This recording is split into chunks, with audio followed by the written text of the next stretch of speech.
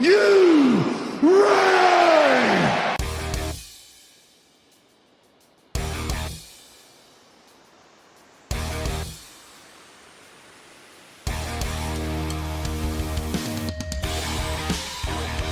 This is the D-Generation cliX podcast with your hosts, Who is Ravage? Ryan Ruckman, Ravage! Hand me that bottle cap. Miles Kane, Hand me that paperclip. Grab that twine. Gun wrapper. Daniel Schwab, Best friends. Asgard to mouth. and Pete. 'Cause I'm just me.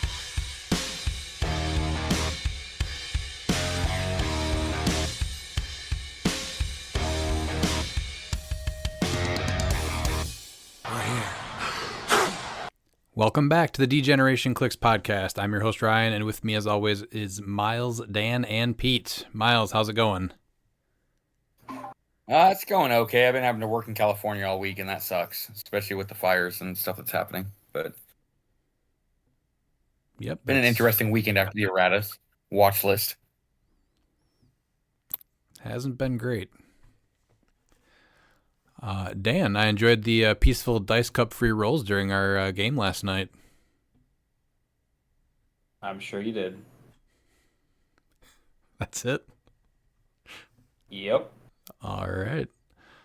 Pete, we did miss you last night, though. Man, I got a story for you boys. So we had a great 4th of July weekend, right? Nice and relaxing. Friday we cooked out a little bit, got some fireworks, let the sun blow some stuff up. Then we went to a party on Saturday, real low key. We're home by 7.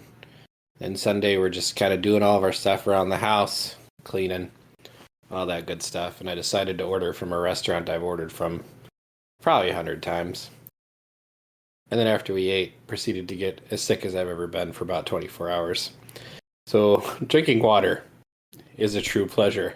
You should not overlook how refreshing it actually is when you can keep it in you or down.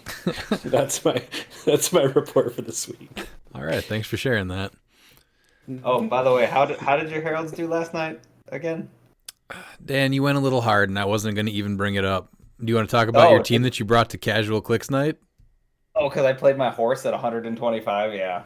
Mm-hmm. And Pegasus cap, and then the goat drop off, and all your chases. Yeah, with nothing else, literally just them. I played a fun Heralds of Galactus team, and that's that. That's what I get. You're going to get stomped next time. Start here. We Well, are. considering they're not even out yet, hey, you won that one. Getting Who's stomped made next cut week. more recently? Not related at all. Well, no, I'm just between you two. I was just trying to be the middleman. Well, Just trying to help you out. Thanks, Miles.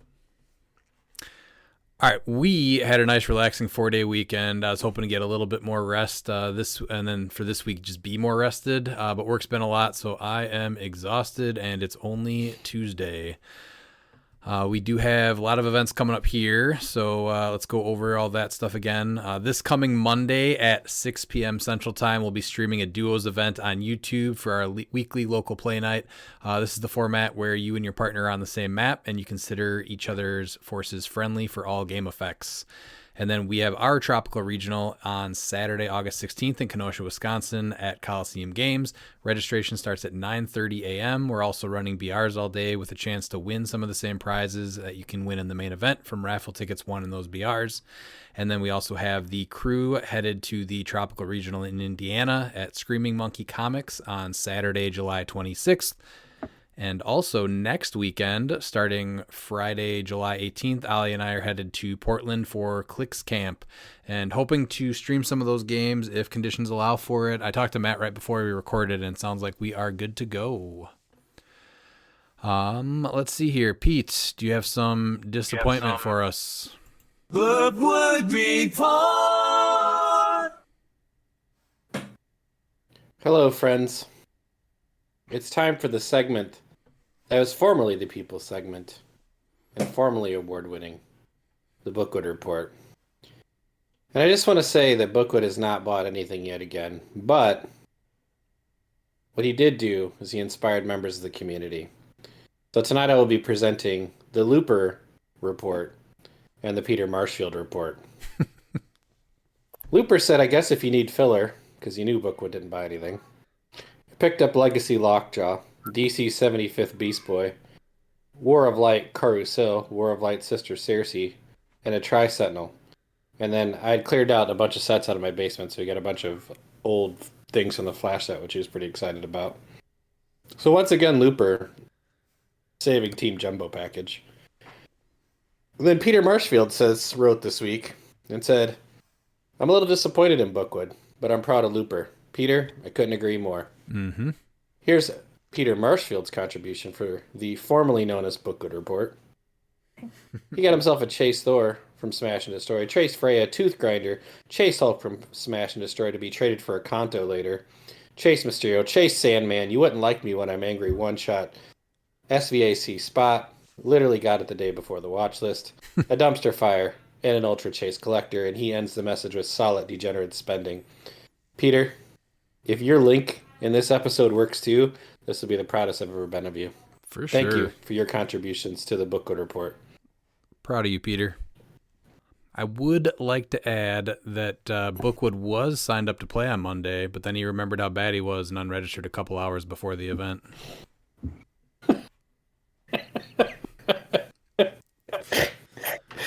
He was up till 4 o'clock in the morning, okay? This is a very, very tempestuous episode so far. I can't imagine where this goes the rest of the night. Oh, yeah, it's just going to get way more positive here in a minute. Couldn't be any worse. Before we continue, I do have some hype for the CliX camp since, it is this in 2 weeks. So, fellow strategists, dice rollers, map masters of the Pacific Northwest, hear me now. From the rainy streets of Seattle to the quiet comic shops of Eugene, from Spokane to Tacoma and all the battlegrounds in between, the call has been made. CliX camp is upon us. It's not just a gathering. This is a sanctuary for the tacticians, a proving ground for the true believers of the HeroClix realm, where powers are dialed, tactics are tested, and legends are made. But what is CliX camp without its champions? Without you, the commanders, the team builders, the risk takers. We summon you to step out from your local game stores, emerge from the shadows of casual play, and enter the arena. Because at the heart of CliX camp stands a name spoken in awe and whispered in fear. King Brian. He's not just a player. He's a force of nature. His positioning, impeccable. His team builds, untouchable. His roles, practically mythological. While the rest of us struggle for action tokens, he redefines the meta. While others read the pack, he rewrites the history books. King Brian doesn't just win. He dominates. So I say this to all Pacific Northwest Clixers. Bring your best teams, your most broken combos, your weirdest synergy builds. Come to CliX camp not just to compete, but to bear witness. To measure yourself against the master. To pay homage to the throne. This is your moment to learn, to challenge, to evolve, and maybe, just maybe, to knock the crown a little sideways. But be warned, many have tried, none have succeeded. So sharpen your strategy, pack your tokens, and brace for the battle. CliX camp awaits. King Brian reigns. Long may he click. Well, King Brian. You just made the list! Coming for you. All right. Speaking of which, time for that watch list update. I'm sure most people have already seen the watch list results, but it's time for our take. For the most part, a lot of good stuff on here, but two very big issues. And if you've listened to us before, I'm sure you know what those two items are. First, let's go over the newly banned elements, and we're going to start right out of the gates with one of those big misses. So, do you enjoy being second player and not getting alpha striked on your first turn? Well, I'm afraid I've got some bad news. Miles, you know what I'm talking about.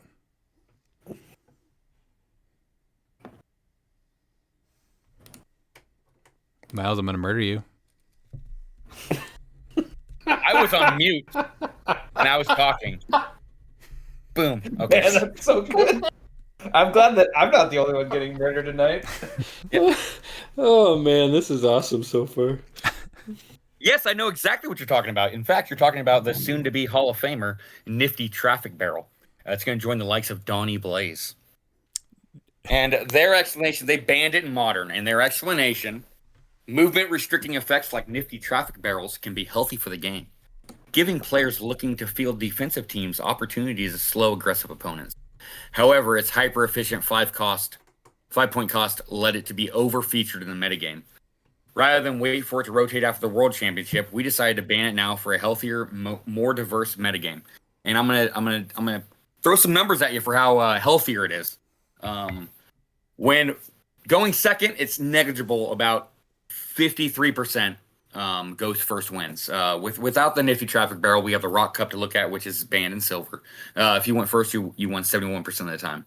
And then if you look at all games where Nifty Traffic Barrel was not part of the field, going first, you won 67% of the time. So it's unfortunate. It was heavily featured in the metagame because it was needed. Without it, I think right now there's no real answer to all the amount of improved movement.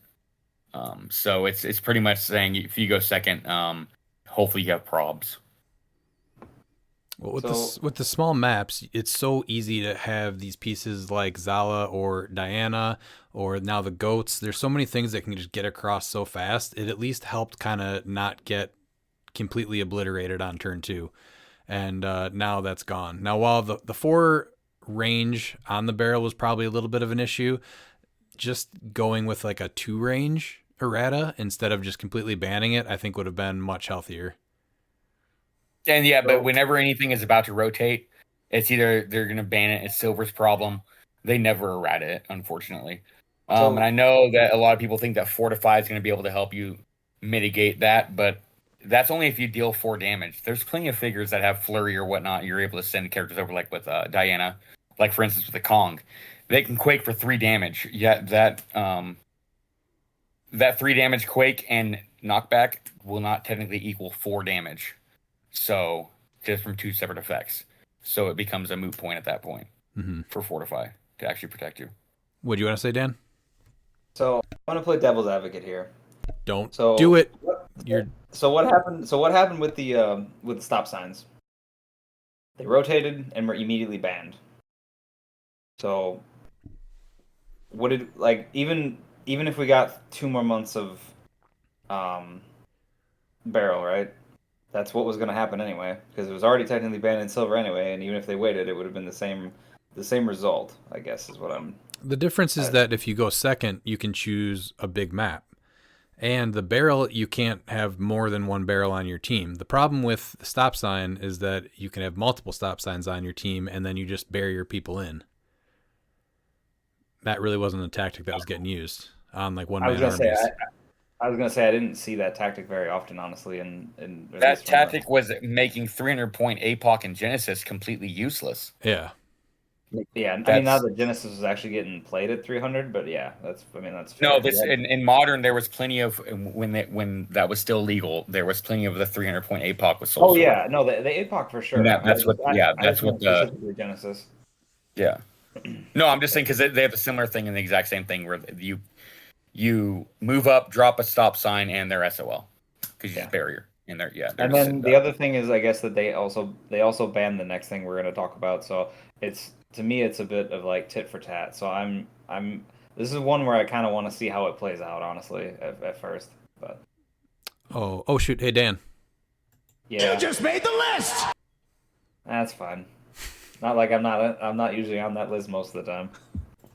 Pete, what's your take on the barrel? I would have liked a trial run of like limited to 2 before just taking it completely out. I'm not a huge fan of the piece, but it's important to play, and we're gonna see what happens. But I think what you're gonna see is first player is gonna win a lot. I agree. That's it.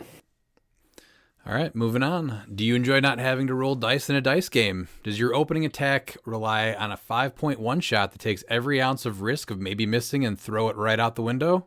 Well, I'm afraid I've got some bad news. Pete, what's next? Well, Rivalry got banned in Modern. The explanation was Rivalry is the opposite issue of the Nifty tracking variable, making engagement too easy.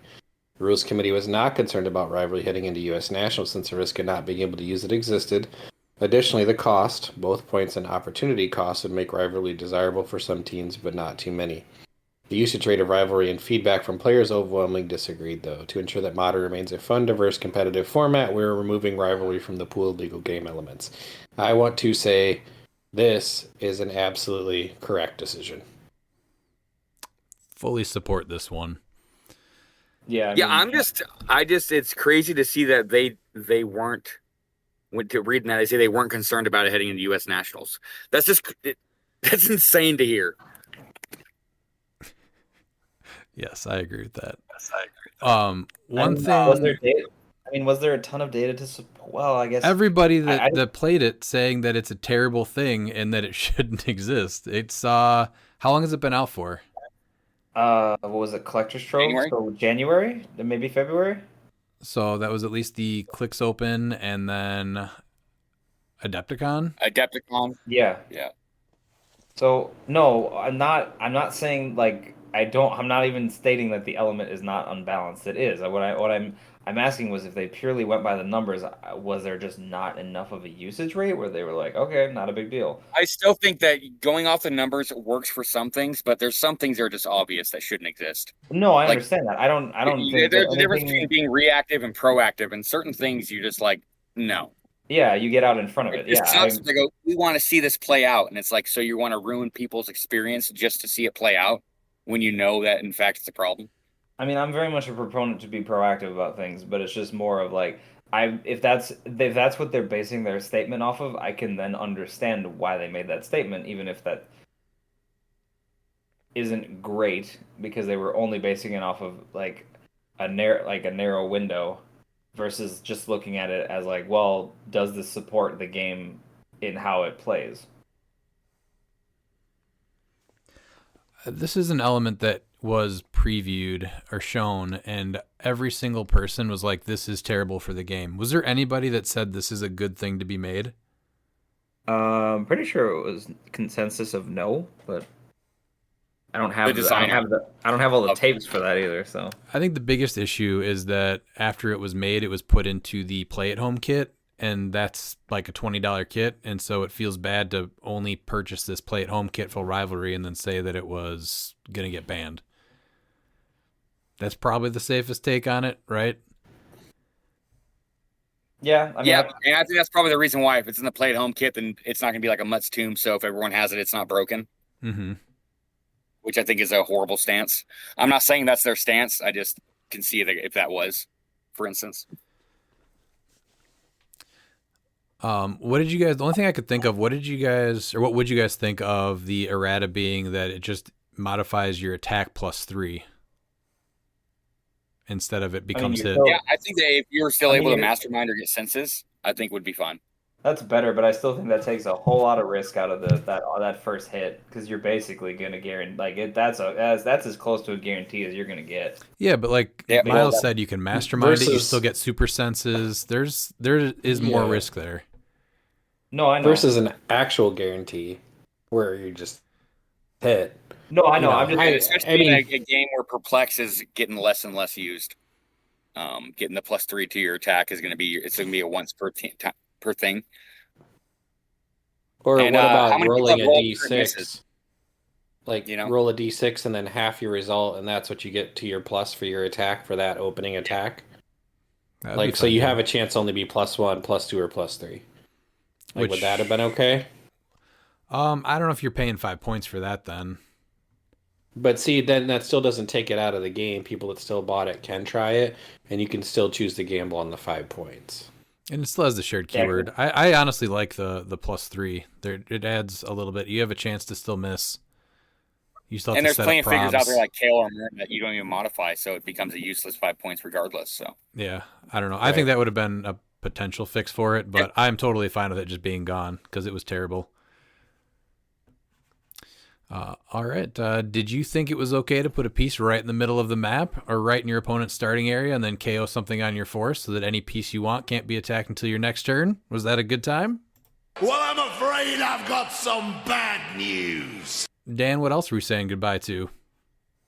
Good old canon event from Spider-Verse. So their reasoning was canon events ban follows the similar reasoning to Rivalry, topping the list of game elements fans felt were unfun to play against, intended as a means to safeguard your team against alpha strikes.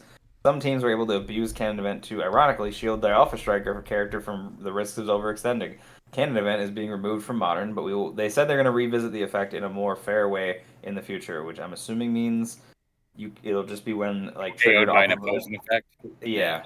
So yeah, I saw this heavily at Rock Cup where you would just like KO a time breaker or KO a construct, and then poof, all right, and there goes your alpha striker, and you don't care anymore. I mean, it was already seeing play with Kamo because he just KOs the shark every turn, so you just flip cannon event whenever you want.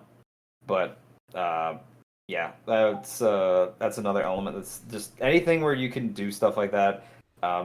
I feel like the Darkhold one shots are walking that very fine line too, but this is one of those where anything where you can do things without interacting with your opponent and it offers you just a straight up benefit like that is especially with KOing your own pieces. I don't really like those effects. Yeah, it's just way too easy to do. So this is one that I'm surprised we did not get an errata for that just said that you can't do it or that you could only do it if it was an opposing effect.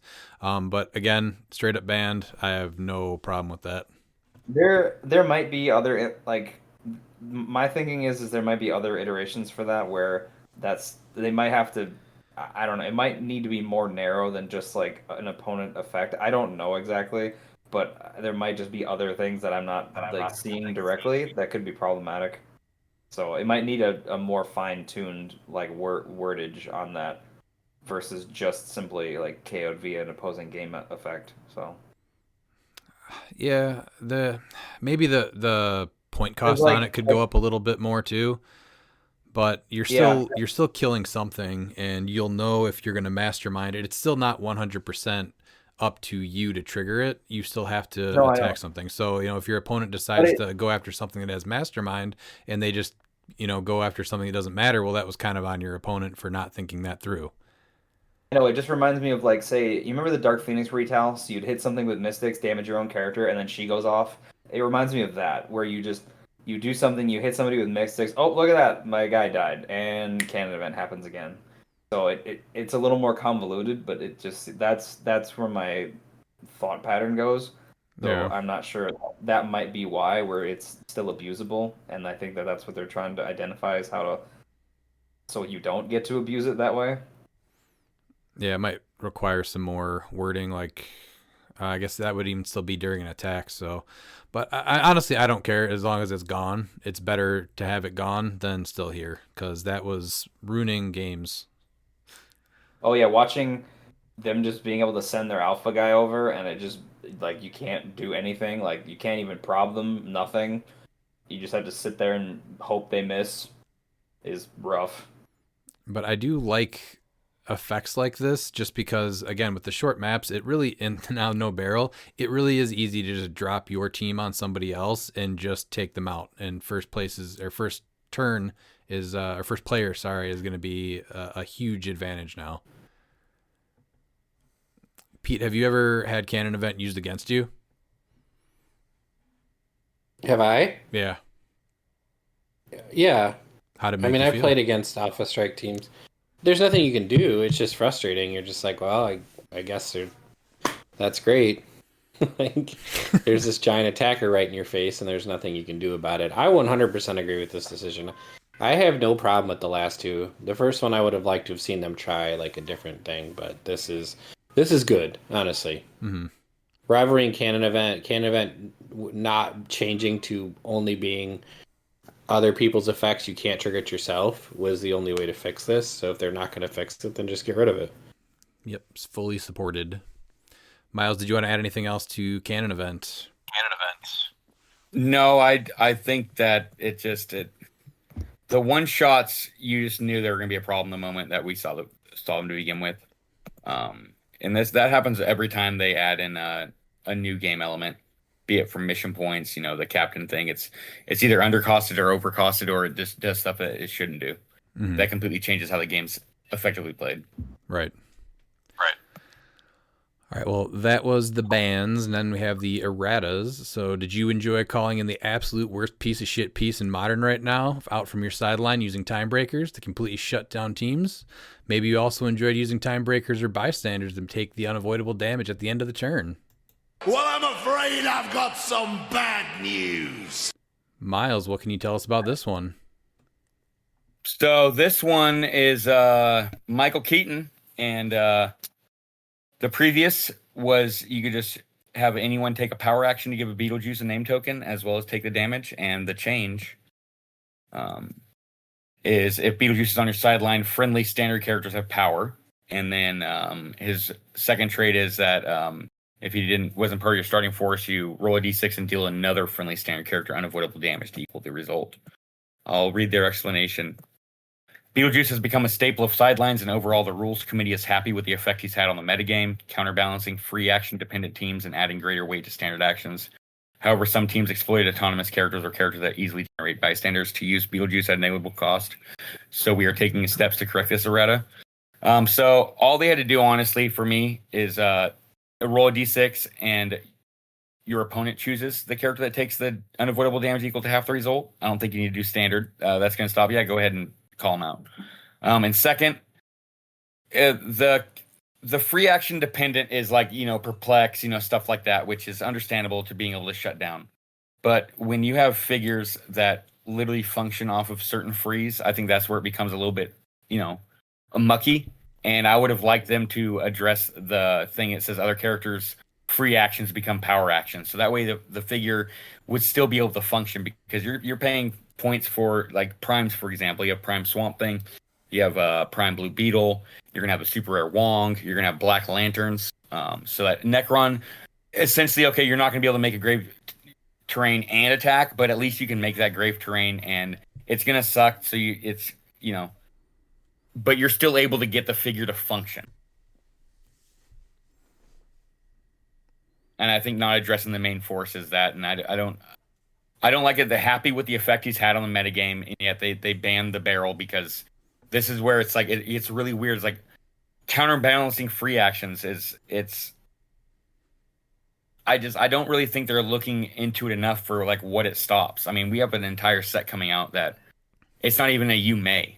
So all these lanterns that get these lantern rings for free, like, they don't even have the option to do a power to make a construct, because it automatically changes into a free. So now that's just a moot point when it's main force or even called in from the sideline.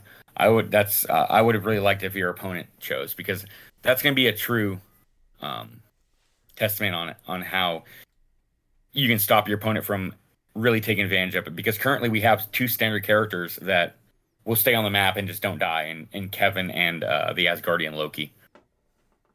And then also with the loophole, unless it gets addressed with an intent ruling, which we're still waiting on, is that if you have him on the force with no standard characters, no one takes damage and he stays on the map. And yes, I know it's easy. Well, I'll just kill him.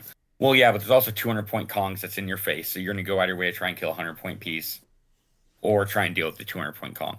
And so, like, there's pros and cons, but I think it would have been a lot easier for them to actually look at making it more harmful for you, instead of just choosing a standard character just because of the loopholes that are there. That if you mitigate it to where your opponent chooses that, I think that would have been a better balance. Yeah, potentially there's a bigger mess here with the way that the wording was done. But I mean, it was 3 of the top 4 builds, right? They had to take out each other at the end, and they basically destroyed the field on their way to the top 4. And that's their only losses were against Joe or Isaac. Right, and you have people that are actually trying to play these pieces that are more unique in these fun builds, and it just completely shuts them down. So why go out of your way to try to build something fun when it just doesn't function against this? No, that's why I'm saying if they change the free to power action, it's going to be sucky, but you know what? At least your figure can still function. Yeah, not as optimally as if he wasn't on the map, but like Prime Blue Beetle is a perfect example, is that it's still taking a power action to shut off a power is still worth it. I mean, people did that with Cosmo. Yeah. So. Well, yeah, but he shut off. He shut off everything within a radius. I mean, of course, I understand that, but it would still allow him to function, to be able to choose the power to shut off. So he's What not if, just a wasted time my slot. question is, what if they took a costed action that turn? Then they could take a free action.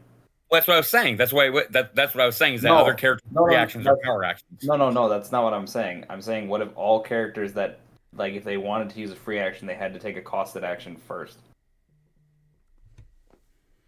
That would help with figures like that were charging, which I think that's the main issue right there. Is that that's always been part of the game is charge or running shot. It's not just to make the attack; it's using energy explosion, using pulse wave, using quake stuff like that, or like Wong. So, But I'm what just if, what if yeah. they change them to, like, how would he word it? Characters may only use free actions if they've taken a costed action this turn.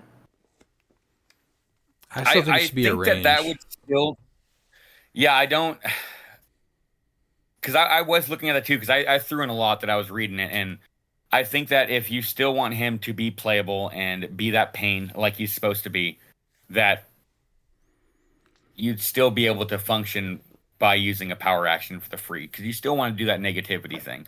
But like I said, I'd also have it to where the opponent would deal. I just don't. He just shuts down, like, what I would consider, like, I understand the penchant for wanting to, like, limit the bonkers free action teams, but what I'm thinking is he shuts down, like, core mechanics of the game, and that Yeah, does not that's feel what's like, crazy is that the design team are the ones that have designed so many free actions. It's they designed themselves in this corner that doesn't need to exist. so There's plenty of people that slow play without free actions. We've Yeah. seen it on stream.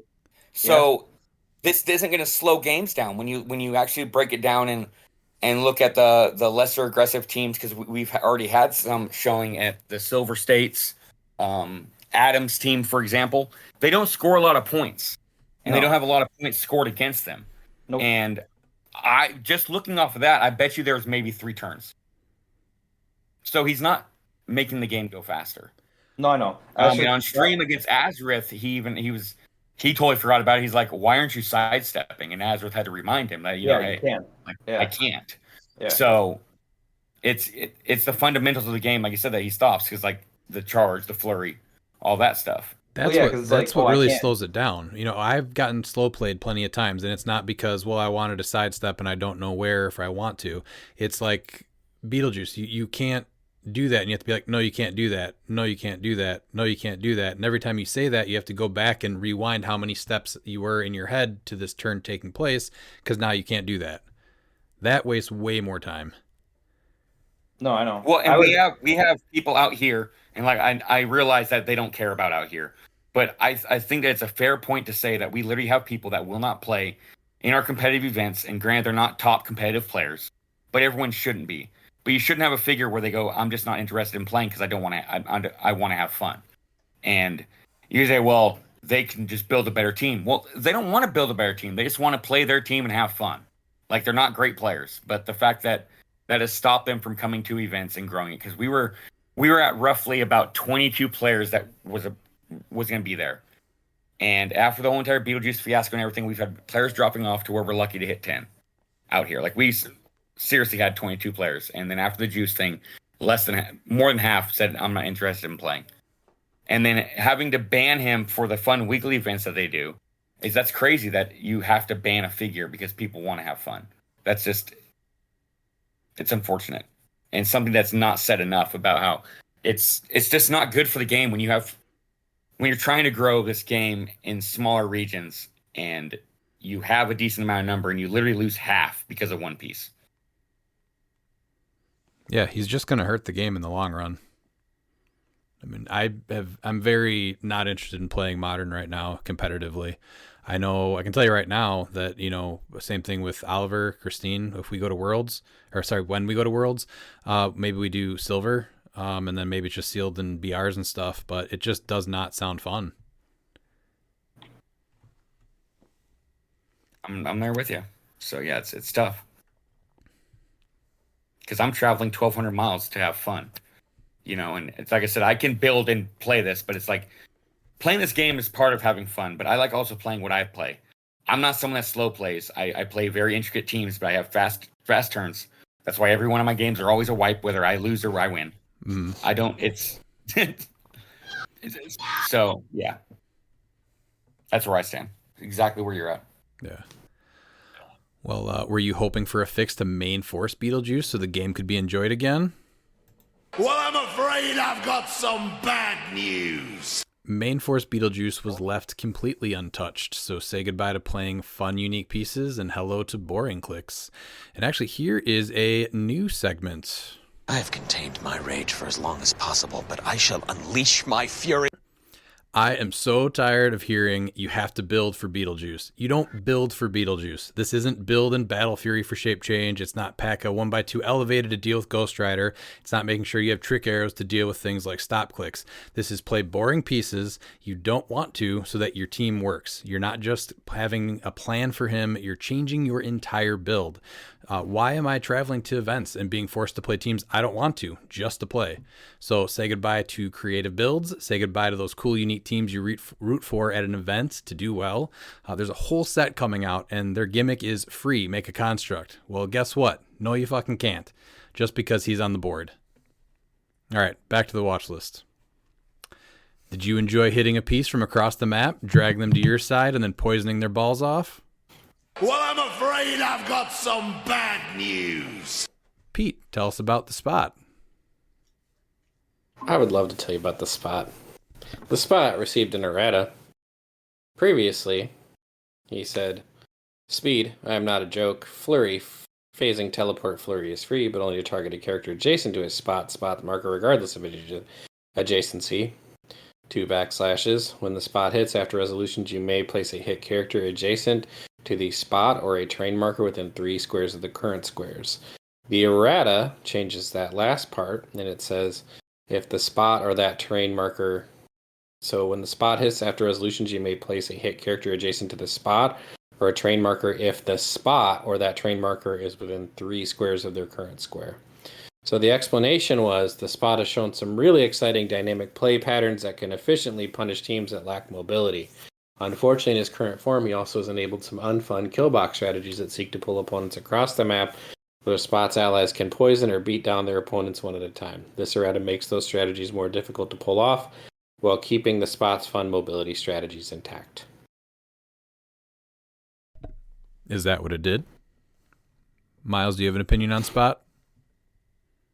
This is something that I was even talking about when he was previewed, while I was playing him, and then even while I was at Adepticon, that I thought that this needed addressed. I actually went into a huge rant on why I think he does way too much for his point cost, and I think that this is actually a perfect fix without neutering him completely. People thinking that this completely makes him unplayable, I think, is wrong. He's still able to be a force to place your opponents, and there is terrain. You also have Captain America that has a arena marker that you can place them inside of that to charge and attack since you can't free flurry. But yeah, there's there's many ways to still get Spot to be effective. Yeah, I played him at Nationals, and he was fine. I think getting rid of Rivalry already hurt him a little bit, but he's still usable. I don't think I'll play him anymore, but I think he's still got potential. He just isn't that force that he was, 2 weeks ago. Well, you're keeping other teams interactive because you're not yanking back to a starting area for this. You have to set this other stuff up. Yeah, he's a completely different. So I think now. this is a really nice way of addressing something without completely taking away a piece. If people really liked it, like there's probably somebody out there that said, you know what, this is the piece I've been waiting for. It's fun. This is how I like to play. It's all these cool interactions I can do, and they can still play the piece. Now, so this is kind of like the Kong errata, where a bunch of people said Kong was unplayable. Kong was still very playable. So if you really like the Spot, you can make this work. It's just going to take a little more thinking through the turn than just back to the starting area. Here's the rest of my team. Yeah, he's a finesse piece again, like what I thought he was when he got previewed, So, yeah, this is what we're looking for: is these surgical changes where they cut out the stuff that was problematic and they still leave the figure intact, so you can still play it and it's still good. So spot's still great. He's just not. You're literally not yanking over a piece, and then basically you really can't do anything to defend yourself because you're stuck next to a whole team. So the obvious choice, putting him with like motorcycle or hell cycle, do you think that you just don't equip him now, or you equip him with something else? Because he was 55 points base value, and then you're adding another 15 to add that, so you're looking at 70 points. I mean, I still like him with hypersonic because you can still do the PK. You can hypersonic up, hit, swap with your marker, and then free flurry for a bunch of damage. Like, you don't even have to honestly pull anything. You could still just be more offensive and still hit from across the map. Okay. That was just a question. Did you like stacking your sideline with the same pieces and try and break a very cool legacy piece that rides a motorcycle? Well, I'm afraid I've got some bad news. Dan, what did they change here? Well, Vengeance Red Hulk got a change.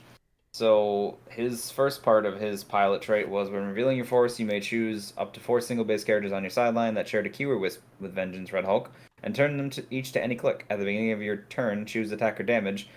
Vengeance Red Hulk can use the standard powers of that type displayed on the chosen character's dials on your sideline until you choose again. So the changes now for the Circle of 4 pilot trait. When revealing your force, you may choose up to 4 single base characters on your sideline that share a keyword with him and have distinct names from each other, and turn them each to any click. So basically, you can't have the same pilot or same 4 pilots on your sideline.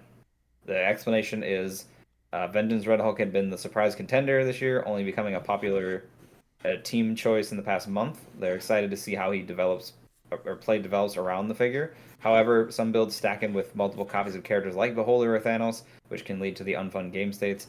With the errata, we hope to prevent Vengeance Red Hulk's or preserve his competitive viability while also keeping games with him engaging and fun, which I agree with. I love the pilot trait. It's probably one of like my most like I play pilots a lot beyond just the like obvious like solid choices like Ghost Rider and Vengeance Red Hulk. But I wish they would have just addressed it more with the pilot mechanic itself because I don't want anything. It's a little more limited, but I wouldn't want say the new Destroyer to be able to do the same thing. I know it's more limited because he doesn't have so many keywords to pick from, but to me, there was more of like this should just be addressed with pilots, where if you can pick multiple pilots, you can only they have to be unique, or like they can't have the same name. So, but I like the change. I mean, I'm happy about it. He's still a great piece. That 125 points of figure is still amazing. So I don't think he really lost any steam. So. Yeah, they took away what made him broken, and so this was exactly what needed to happen for him to still make him playable. So I'm really glad they did not nerf him into the ground. Yeah, I didn't want that. That would have sucked because he's a great legacy figure. This is a really like out of left field choice, but they made him very fun to play. And like you said too, it doesn't seem like the pilot trait's going away. So just getting an update for that going forward, kind of like what they did with the difference between when you would take damage, you instead just get removed from the map. Just make that change again, where your pilots have to be unique. Yeah, that would have been much better, and that's just because you might see more instances of being I'm just picking Destroyer as he's like another like really solid option that in like say Silver, I haven't found a really broken combo yet, but still having like it's usually when you can play multiples of the same thing, there's a problem, and him being able to pick 2 pilots could, who knows, lead to shenanigans. Honestly, you know what would have been fine? Don't even touch the pilot trait or him. Just say your sideline has to be unique.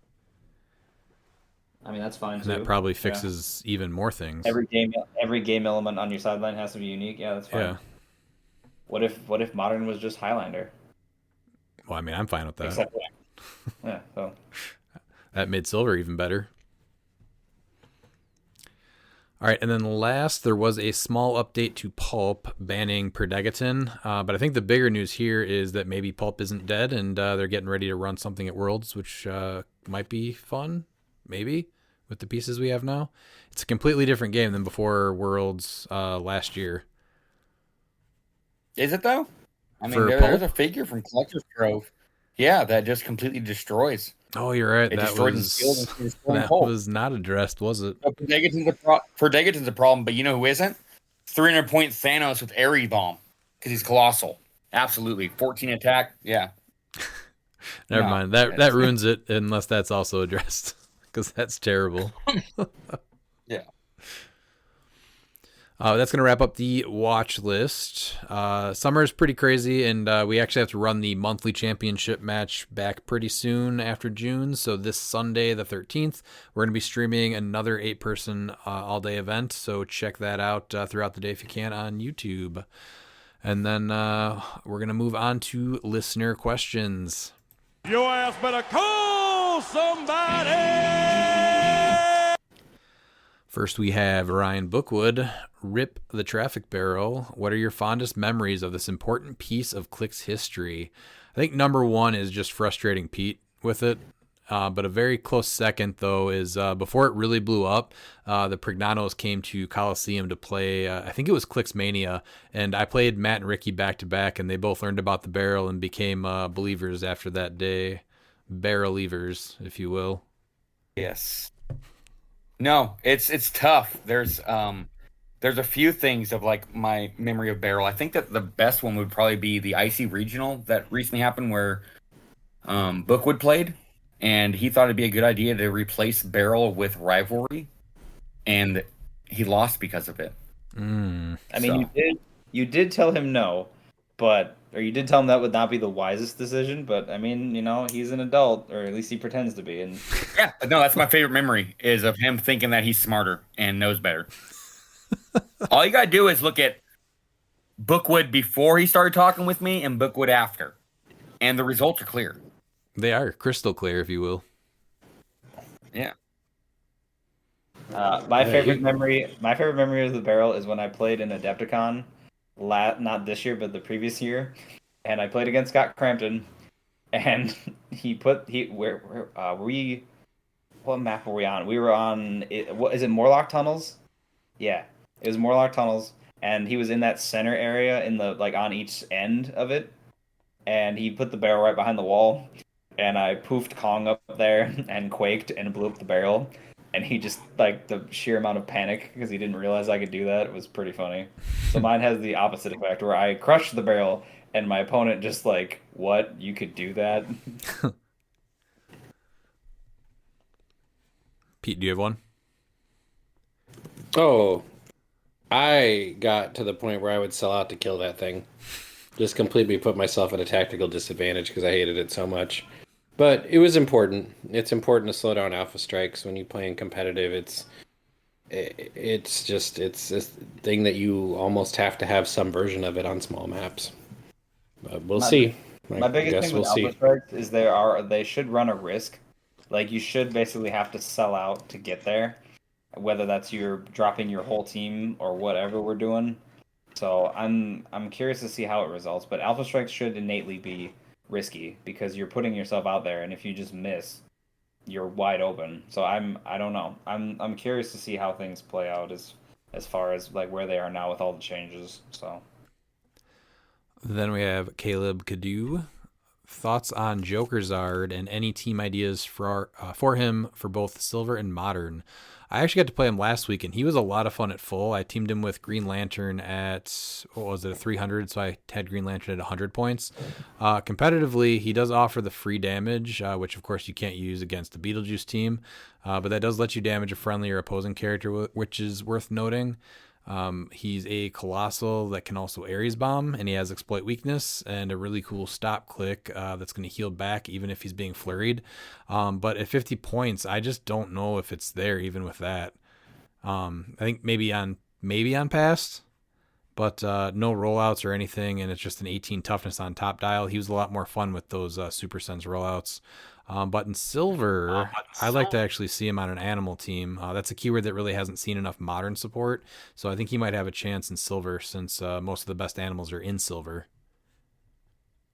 Yeah, and with the animals, you're able to get him on a Teen Titans and use it with the Raven, which I think is potentially, since you can't use two Kongs and you can't use Kong, period. You're looking at him and be like, okay, I can Ares Bomb with that 11 attack, and so you're able to place them 6 away from Raven. So you can get pretty much full map on a small map, and most people are going with the small map in Silver. So I do like him potentially with the Beast Boy Prime on a Teen Titans team in Raven. And after getting that off, you can spit on him for free if there's no Beetlejuice, just to rub it in.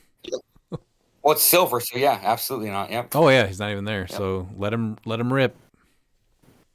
I definitely did not enjoy getting spit on as much as I did last week. That was That was great. that was a thing. It was hilarious though that my stealth team was like, "Oh, you can't because you can't see me." Dan agreed at the beginning of the match that every time I triggered the free action and with Joker's Art, I could actually physically spit on him too. We shook hands and he was cool with it. I gotta say, big trooper there, Dan. Was it like from Ace Ventura with the choo-choos? Yes. I let you have this one, so be grateful. Thanks, Dan. Did you have anything you wanted to add about Joker's Art? No, he's good. I mean, and also the piece is beautiful. Like getting to see it actually like on board is really neat looking. I really hope they actually make the rest of the like evil dinos now. So Yeah, there's a promise now that it's possible. Pete, any opinion on him on any teams? No, I like him on past. I think that's probably where he'll see competitive play if somebody wants to do it. But I think in silver, he opens up a lot of stuff for animal and other things. I completely agree with that. It's a super cool piece. I have not played against it and I've not played it, but I mean, from what I've read, it looks amazing. Yeah, he's a lot of fun. We have Joe Ruffing. Settle an argument, fellas. Isn't a top 8 finish better than a top 16 finish? At the Kenosha Icy Regional, home of the Best Clicks podcast, and at Origins, Ohio. Top 8 is theoretically better, but the size of the event would have to be taken into consideration as well. But flattery does get you somewhere here, though, Joe. So I'll say the top 16 is better in this case. So yeah, numbers wise, there was 26 players there, and he got top 8, which is 31%.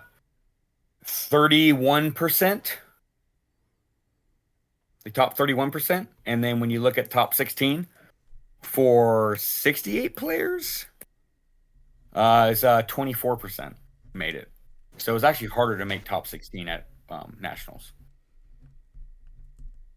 So the math says that top 16 is technically better if you're doing it mathematically? Yes, because you're looking at, so top 16 is, you have a 24% chance to make top 16. Okay. I'm just gonna say that you showed him the way, and he just carried it home. But you still, invented the wheel at that point. So yeah, I don't know. The credit is where credit is due on both ends of that spectrum. So I just like that Joe and Mike are still arguing about this. I know, it's great. When it was just so good to just see that team do well. I mean, I got to watch it firsthand, and I'm like, oh, that team is scary. Listen, some people aren't answering the question here. Flattery gets you everywhere, Joe. 100% more prestigious to win at the event that's headed up by the best HeroClix podcast out there. That's all. Fair. As a judge, I have to be neutral in this case. So yeah. Joe's correct as he usually is. He makes great teams. He finishes at prestigiously higher events.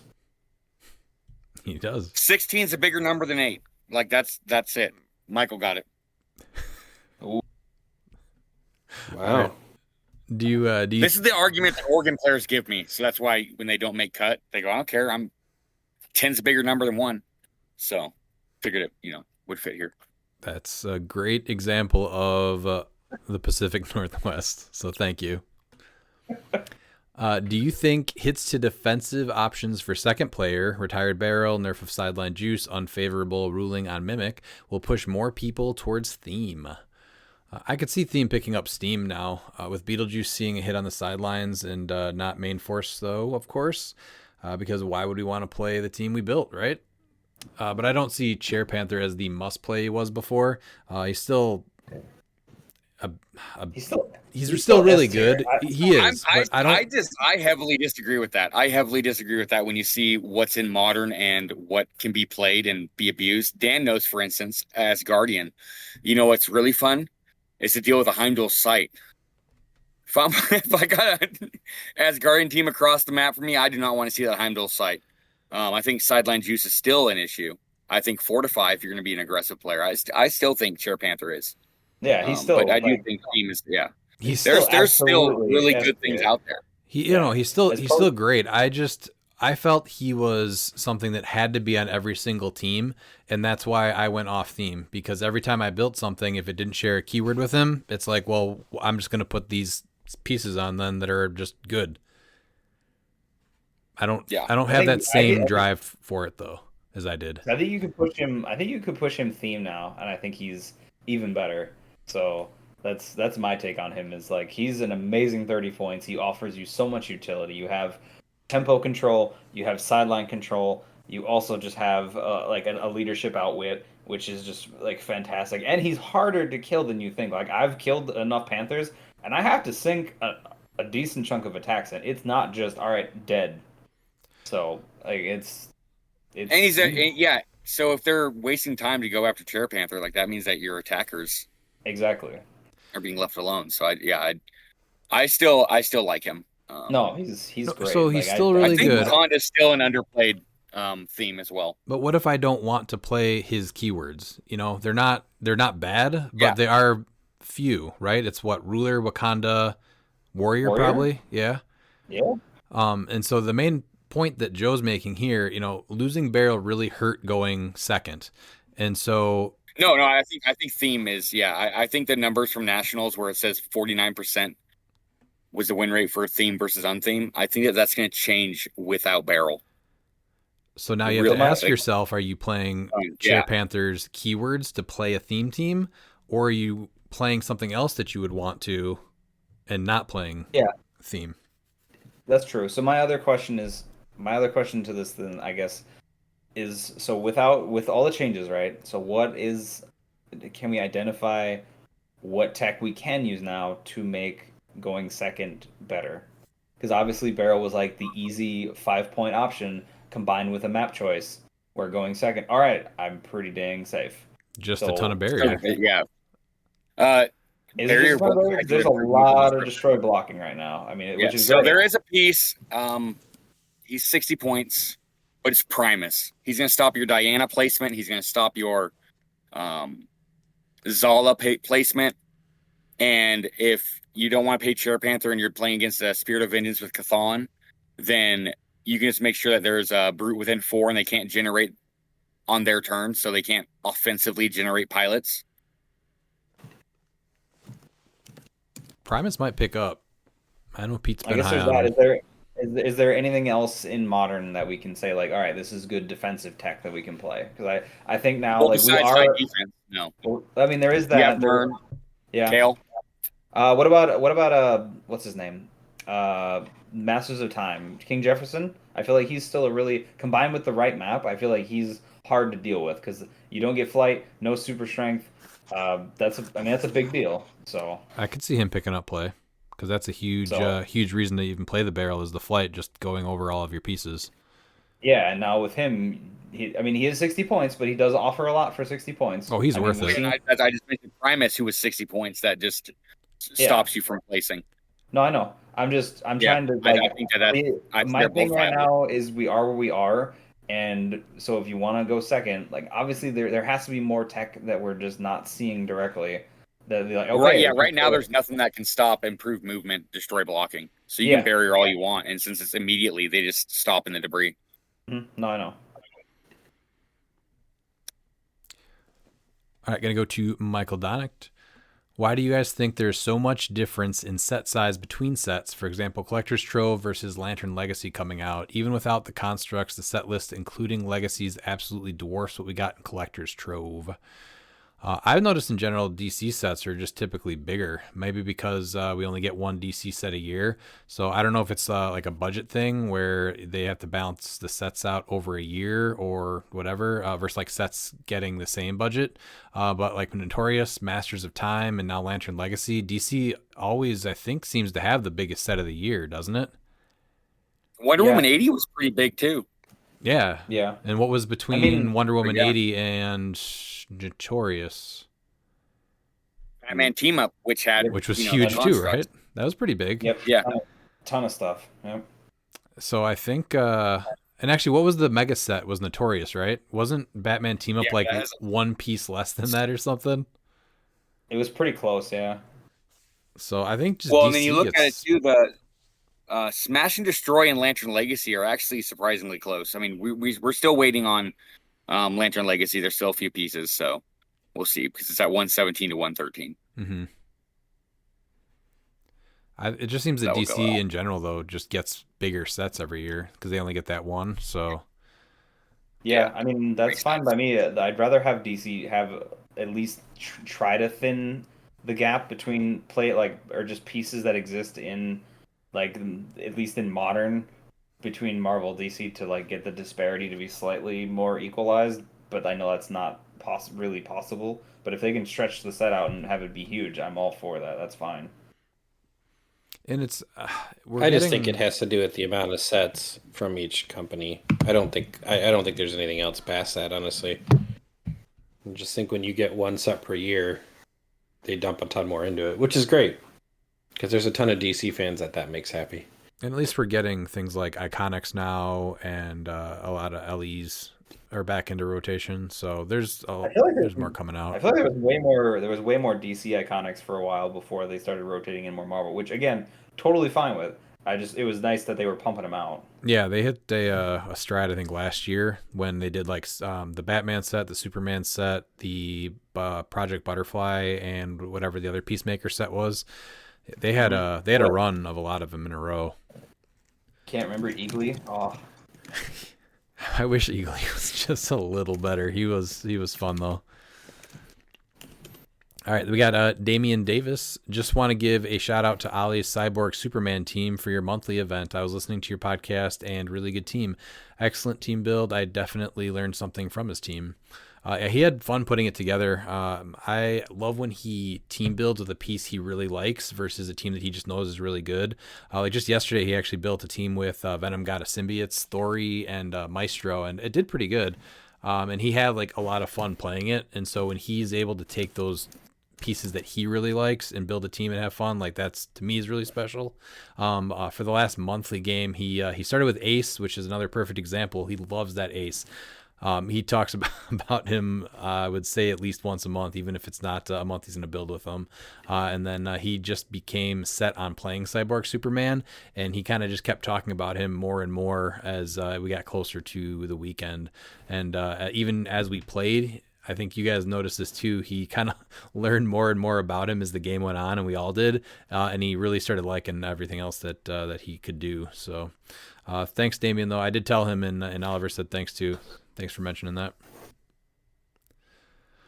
All right, then we have Wes Robertson. Last week, the question was asked about content missing from podcasts, and you claimed copyrights on player highlight shows. Sorry, boys. Talkin' Clicks cornered the market on player spotlight content.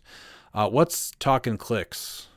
Oh, wait, is that the Scott Johnson YouTube show where they interview players? Yeah, and he obviously didn't understand what we were talking about when we said player highlight shows. We're talking about players where they highlight their builds. Mm-hmm. I don't remember Talking Clicks where they highlight any builds. So, yep, we're cornering that. And if you do it, you're gonna get a cease and desist, just like you got from Disney. Who's the other guy on there though with Scott Johnson? Is it like a Fess or Hess Robertson? I think Antonio Clark. Oh yeah, he's been on. Yeah, that's right. Right. Yeah. All right, next question. What new figures or strategies will become the new big bad in the game after the watch list? What will be the next reason we can't have nice things? Well, Main Force Beetlejuice will blow up because you'll see players think they can ride him to the top, and then simple pieces like Joe Harrison plays, like Prime Colossus and Ghost Rider, those are going to blow up as well. Just run up and punch something, and creative builds are gone. Miles, what would you say? Yeah, I think we're already showing that the big bad is it's what they're doing is the rules team is trying to lessen the meta sort of by we're to a point where you're discouraged to build outside of the norm. The fringe is very small now because of what Juice can bring. And you do need to build for Main Force Juice. You can't just be like, oh, you know what? I'm just here to play.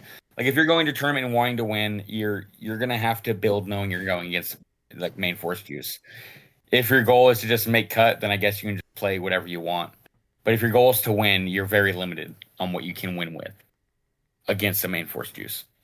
Outside of lucky matchups and where you have someone that's able to beat a main force juice and you're able to beat that team. I'm gonna say this, and this is, I know the set isn't out yet. The batteries make me nervous. So, plain and simple, 40 points for what they offer is a lot. And there's a few interesting ways to like self-damage your own character still. So, turning their dial is pretty, the word for it, not just easy, but it's a side note. Like you can do it. Like just place it elevated under them and just keep picking up and dropping them, and then you have like diabolical bargain and things like that. So it'll be fairly simple to just click their dial down relatively quickly, even for 40 points. So I don't think you need a new. So. I don't think you need a new big bad. I think the old big bad really didn't go anywhere. well, yeah, he definitely didn't go anywhere. That was my like in addition to what we currently have. We're not even to the sequel yet. The guy's still stalking us through the camp. I mean, nobody survived the night so far. All it's doing is proving that the 80s is the best decade. Yeah. The batteries are an interesting thing. I kind of have started to look at them, and I think there's some stuff there that smart people are going to figure out how to exploit in that. So I don't disagree wholly with Dan with that, because I think that they're just a very unique game piece that honestly we've never seen anything like them, Redmond. Right. In the time we played. So I'm a little leery of them also at this point. Yeah, but when you actually look at the batteries and what you're doing, especially like if you look at the Green Lantern power battery, which once we get into reviews, I'll go into that, why that's going to need an or whatever it's called. Yeah. But the opposing characters in range, like those are only on specific clicks. So like there's only what 1, 2, 3, 4, 5, 6 clicks out of the 20. So about a third. You can support the batteries too, right? Yeah, because they're a character now. Yeah. Okay. Yeah. Honestly, it's 40 points though, so I'm less nervous about them. If you're taking 40 points away from your build to put the battery on there, I think it would have to be super broken to be bad for the game. Oh, I'm not going to say the sky is falling. I just want to see the dang things play out. Yeah, I just think there's a potential. Mm-hmm. I wasn't stating that either. I just said they made me slightly. Yeah, I just remember people talking about how you're gonna have the which is hilarious. You're gonna have the Green Lantern power battery stop people full map from taking free actions. And I'm like, that's not how it works. They don't have those abilities. Right. All right, then he asks, what is more powerful, lantern rings or infinity stones? I'm not sure if he's talking about in-game or comics. So I really like the lantern rings, but I think I like the soul and power gems in the game. What are you guys thinking for both in-game and comics? In utility, I think the rings offer more. If we're talking comic accurate, I think the Infinity Stones are more powerful because you can literally just rewrite reality. Yeah. So that's pretty big. So for both, it's the Infinity Stones. The Infinity Stones only work in their universe natively. So the rings do have some ability, like if they go to a different universe, they still have some utility until their power runs out if they can't recharge. But in their universe, there's nothing like the Infinity Stones. And in the game, I would take 10 points of the Soul Gem or Power Gem over most of the rings. Mm-hmm. I mean, honestly, basically all of them, but maybe, 2? So, I don't know, even mind is still good. I would think that what the bad one is like space, maybe. Right.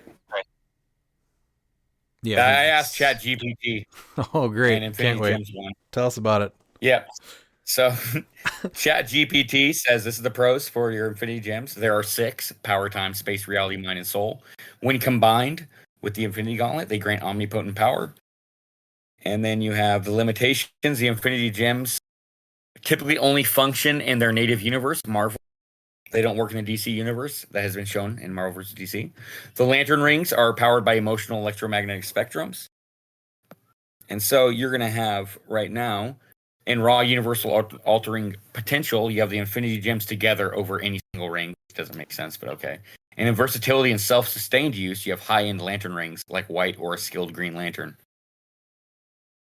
Though not on the same ultimate level as a fully assembled gauntlet. The Infinity Gems allow you to have near omnipotence. Oh my God, I can't even say that word. Yep, the limitation of it only works in Marvel Universe. So, I mean, realistically, what we're talking about is Thanos can go to DC because he's cocky and he's going to lose because they don't work. You say impotence? Yeah, it could be, yeah. He'll go near omnipotent. I want somebody the next time that Silver gets played. Omni-impotence? Yes. Miles. Omnipotence, yes. I want this argument the next Silver event when somebody plays an Ultra Chase Thanos against you. Just put a DC map down and tell them none of the gens work. Oh, absolutely. Yeah, okay. I'll do that at Worlds. I'll have only DC maps. And I will call a judge. Yeah, we're playing on Oa, and suddenly, your gems aren't in Marvel. They don't work. Oh, you're playing Legacy Thanos? Ha! Go ahead, you can pick whatever you want. Can't use them. Yeah. Can't use them. All right, then we got Nick Blue. What build do we think is taking Worlds? Main Force Juice or Sideline Juice? Right?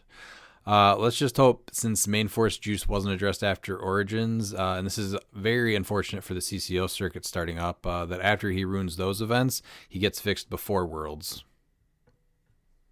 Bro, nope, it's what's Main gonna Force happen Juice. Is the numbers that we already have are going to get way worse because we're going to have players that see those Juice teams, and they're going to hurt the win rate and not win because they're not playing the team correctly. They just they're just going to lose because they're not good players. That's what's going to happen. And so, but with that logic, they're going to say Juice because only the 3 people made cut from Origins. Mm-hmm. And again, they could have played anything and still made cut. Right. I just like to reiterate that statement. So. Yeah, but that doesn't help their argument. I'm not. No, it helps the fact that they still. No, it doesn't. It hurts because they could have won with anything. So it just so happens it was Juice. No, that's not what my statement is. My statement is they could have won with anything, and they still chose to play that instead. Which means because they're the players that are going to optimize the most out of the game, and they thought that was the most optimal choice. Because they're very good competitive players, and they see the potential in a piece that's as broken as he is. What my point was. Yes. Nick Ballou, one of the charming and handsome men in HeroClix, to answer your question directly, it's Main Force Juice of those 2 selections. Because you can still sideline Juice away with, get rid of him with Chair Panther, who still has utility. And honestly, without his ability to do non-standard character shenanigans, he's not quite as bad. Main Force is still rough.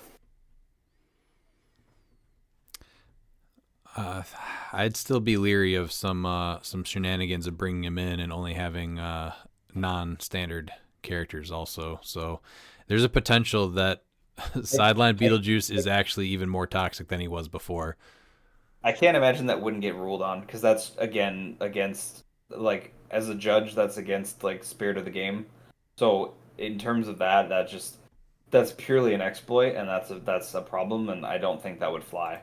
So I have a question. Mm-hmm. Do you really think sidelines have become less effective or less important to where Chair Panther really doesn't have the huge utility of 2 sideline things? No, sideline is so stacked as far as the things you can put on it between you have gods like Ares. I know that the other ones haven't picked up steam, but Zeus is still just as good. You can bomb a team and then most everything's dead. Yeah, but the difference between Zeus, Poseidon, and then Ares is that you need certain things to be right with those 2. Whereas Ares is going to happen every game. Oh, I understand that Ares is the easy option. Yeah. It's meant that they're still just as potent. Oh, absolutely are, yeah. So, but no, and then all the one-shots with their viability and different team strategies you can do with them. I mean, you taking away Heimdall's side is going to suck for me. It's oh, well, there goes that. So, that's a big, 5 points that can make a turn. So, Like just being able to take like certain sideline elements that can just take away options on opposing teams is big. Anything where you limit options as part of the team build is big. Like a control piece is still very potent no matter what. I'm probably being naive, right? But I am just tired of feeling like I have to have him on my team, and I'd like to try to start building some themes that aren't his. Yeah, well, that's where I'm at because there's certain pieces I like to play and have fun, and that they don't function in modern. Like if you look at him coming from the sideline or not, and it sucks. Mm-hmm. And like the pieces are not even inherently bad. Like I know people are going to subjectively say that Wong is a bad piece, and I firmly disagree. I think that he's a very finesse piece and he's a fun piece, but he can't function and he's unplayable currently in the meta. Right. And he just got better because the barrel was banned too. And Yep. there's too many people that are going to be able to bring in Beetlejuice still or just play him straight up and just make him worthless. All right, going to Jeff Dumas. Do you think they did enough? Well, if you haven't picked up so far, it's really close.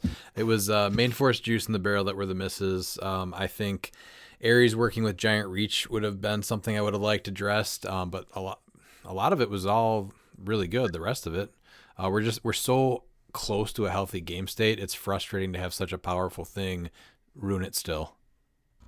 I want to say overall, I think this is extremely positive overall.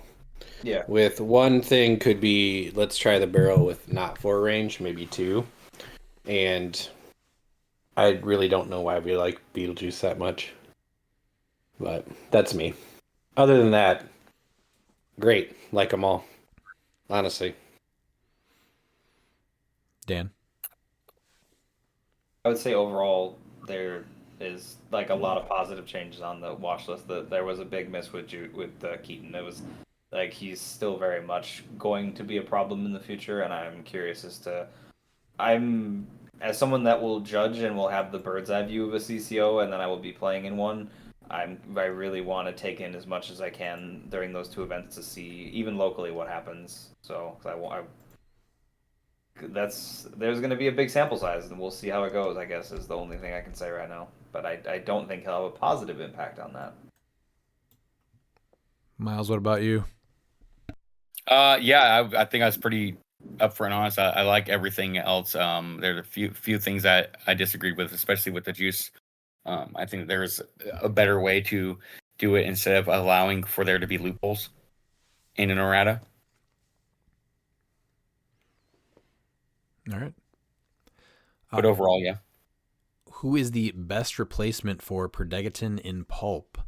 I think Predegatin just does too much to have a simple replacement. If you're looking for TK and you share a keyword with Norman Osborn, I think he's worth a look. If you're just looking for the prob, 25-point Miles Morales or Mantis, I think those are both really good options. Zarathos, he's a 30-point prob with 6 range flight, so he can carry. He also has like a retail that's traded. So I think there's a couple of options to do things that he does, but it's going to cost you way more. I can't think of anything else that's more point efficient than that stuff. Can you guys? Well, if you can't play him, you play Thanos. That's what you do. Well, I guess if you're looking for a similar piece, I also think Achille and Shuri. If you're looking for TK, Shuri is an amazing option for 30 points because you also get Perplex. You can make Vibranium, which you then can equip to characters. Because of Pulp, a lot of guys aren't equipped, so making an equipment that either gives you defense or damage is really good. So Shuri will always be on my Donnie Blaze, though. Yeah, Donnie Blaze would be my serious answer. Realistically. Pete, do you have anything for Pulp? I would just play 300 point Thanos if somebody made me play Pulp. See, that's the problem. Yeah. On a serious note, I agree. This year? Is that the Lady Mastermind challenge? Is me to play Thanos? Okay, I'll do it. See, my thing is I would just play Moon Knight if I played Pulp. I'd be in the same, but I'm just like, I'll just play Moon Knight. It's fine. On a serious note, I like Dan's suggestion of Shuri. I think Achille offers some things too. I think there's a lot of low pointed stuff in the Panther set that you could look at, but you're certainly not getting Predegatin for less than probably 60, 70 points in Pulp. Yeah, even in Yeah. pulp, I think debris, the new debris from Smash and Destroy for 35 also offers an incredible amount of utility, Yeah, especially that's in that pretty form. close. Yeah. So what you're Yeah. looking for is you're looking for a piece that does one. You're looking for a piece that does two things, right? You're looking for TK, and you're looking for some other form of support, whether that be perplex, prob, or just some other form of support power or something, right? So I think if that's what you're looking for, that's some of those pieces. Obviously, like Norman's great, um, but that's generally what you're looking for. So But don't forget PJ, if too. you're listening to Rules team, I want you to ban Donnie Blaze because with the Reap trait, you're able to just get free points. So since he's banned in Silver, you've already banned my barrel. Just go ahead and ban Donnie Blaze in Modern. eh. Just do it. Oh, also, I think Dr. Fate is being criminally underlooked because, I mean, for 50 points, what he does, two rollouts, sidestep TK prob with above average range, and he makes clones that give you enhancement that don't cost Plus points. traded shape change and super senses. Yeah, and you have JL, is it JSA? I don't know, is Yeah, that JSA and defend? Mystics. Yeah. Oh, so I think he's really good. He's a little expensive at 50, but he's hard to kill, and he's just really solid. He also, though, Perdegaton, you're looking at the sidestep, carry, the improved targeting, the improved movement, the prob, and it was ruled that his prob even is active during pulse wave, right? 6 range also. That he Yes, has. because of the fact that the trait itself is protected pulse wave, so you get the whole thing. Yeah, and 20 points. So it's impossible. Everything that even does like a fraction of what he does is more expensive. Yeah. Well, you're not going to replace Perdigaton in Modern No. for the same points, so Right. it's going to be impossible in Pulp. But it is good that he's banned. Then is Spot still viable on plant teams? Miles, what do you Miles, think on you're the that? expert. No, with main force juice being a thing, you have to really be cognizant that he can't take his free action to place plants. I think there's a better 70 points. You might as well go double Ivy just to make, just to be able to get 2 attacks through your plants. Or a double man thing. I think this is when you actually, because I always did the 1-man thing in Spot, and I think honestly this Well, change and with juice being a thing, I think double man thing is just better than Spot now. Well, or you did Man Thing and Swamp Thing, right? Yeah, but yeah, it's Swamp Thing's 95 points. I think with being able, if you're playing plants, main force juice being a thing, Swamp Thing is a great attacker, but I think that you might as well do the double man thing and get those 8 plant markers to be able to at least attack. Yeah, that's true. And one of the Man Things can easily just carry up the plant marker and then get it there. So that's kind of the other trick with that is you have Man Thing carry up, drop the plant marker, and then the Ivy's just free to attack from wherever. So if we're not talking plants, do you think that he's only playable on Sinister Syndicate, or do you think there's a scientist out there? Scientist Ruler team? 2. I like him with Chase Cap. Yeah. Okay. That's actually pretty solid too, yeah. Because the place within 3, you can still place him within that arena marker. Mm-hmm. Okay.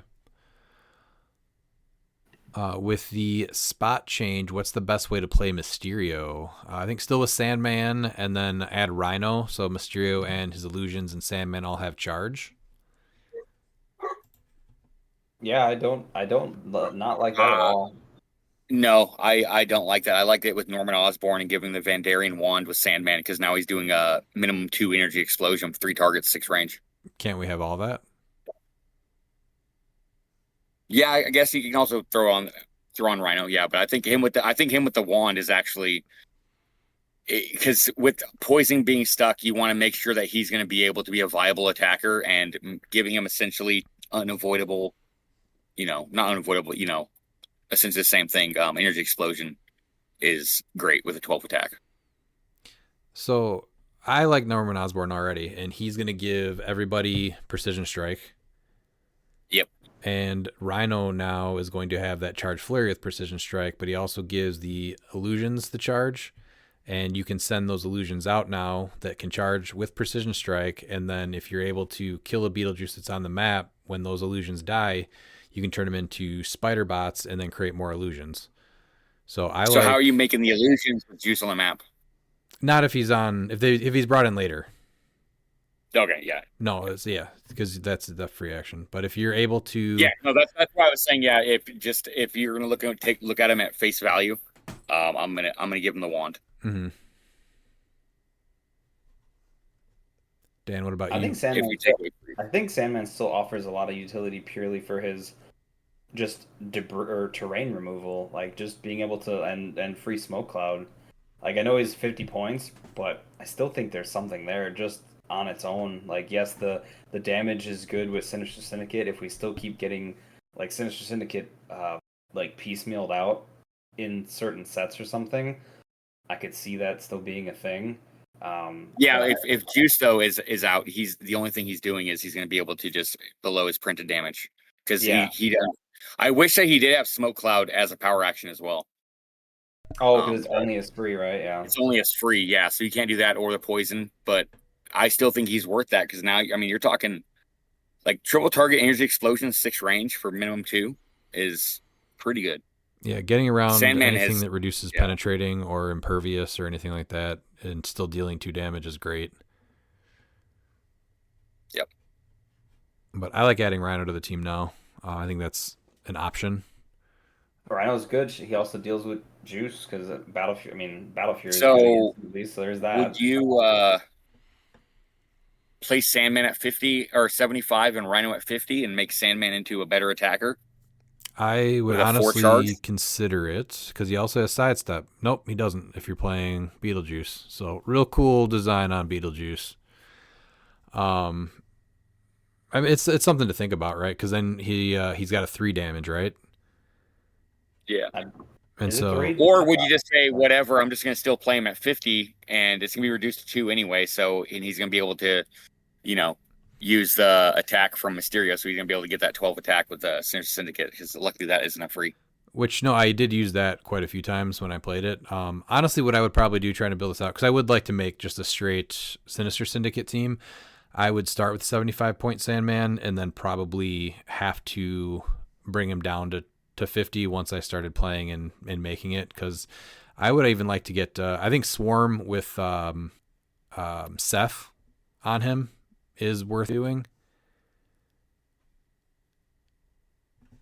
I just think that the wand with Mysterio is the best play with that because it doesn't give you some range. But yeah, well, you I can do do like that a too, Rhino play. but that's adding to the threats. I'm not saying that's Yeah, a bad idea. I would do that. No, it's just also. you play either of them at 75 or both at 50 with Sandman and Rhino.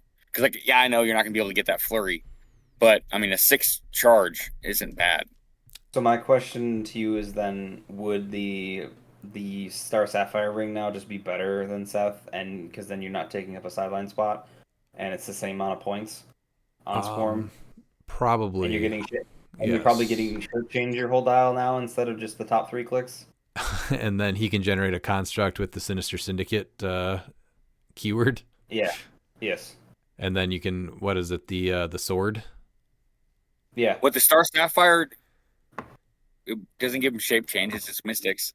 Is it just Mystics? Okay. Mm. I just Yeah. wasn't sure You're talking that's the team up card, the Kyle Rayner. Well, is it he's got shape change and he's got super senses. He takes a max of 1 damage and he can make bees when you do hit him. And so, or when you have mystics, because then you're going to damage them and then you get to put bees next to the person that damaged you. So you got to get through 2 rollouts. And then if you do hit him, you're doing 1 damage and you get bees by you. So are you going to put Seth on him? Well, what Dan said, I like what Dan just said actually, because it doesn't eat up a sideline spot. I haven't looked at I have been super busy, so I honestly have nothing. I haven't looked at Lantern Legacy enough, but it makes more sense to pay the same amount of points and be able to generate a construct and still accomplish the same thing. Oh yeah, it's gonna be interesting to see if that is legal. What's that? Lantern Legacy. Oh, for Worlds.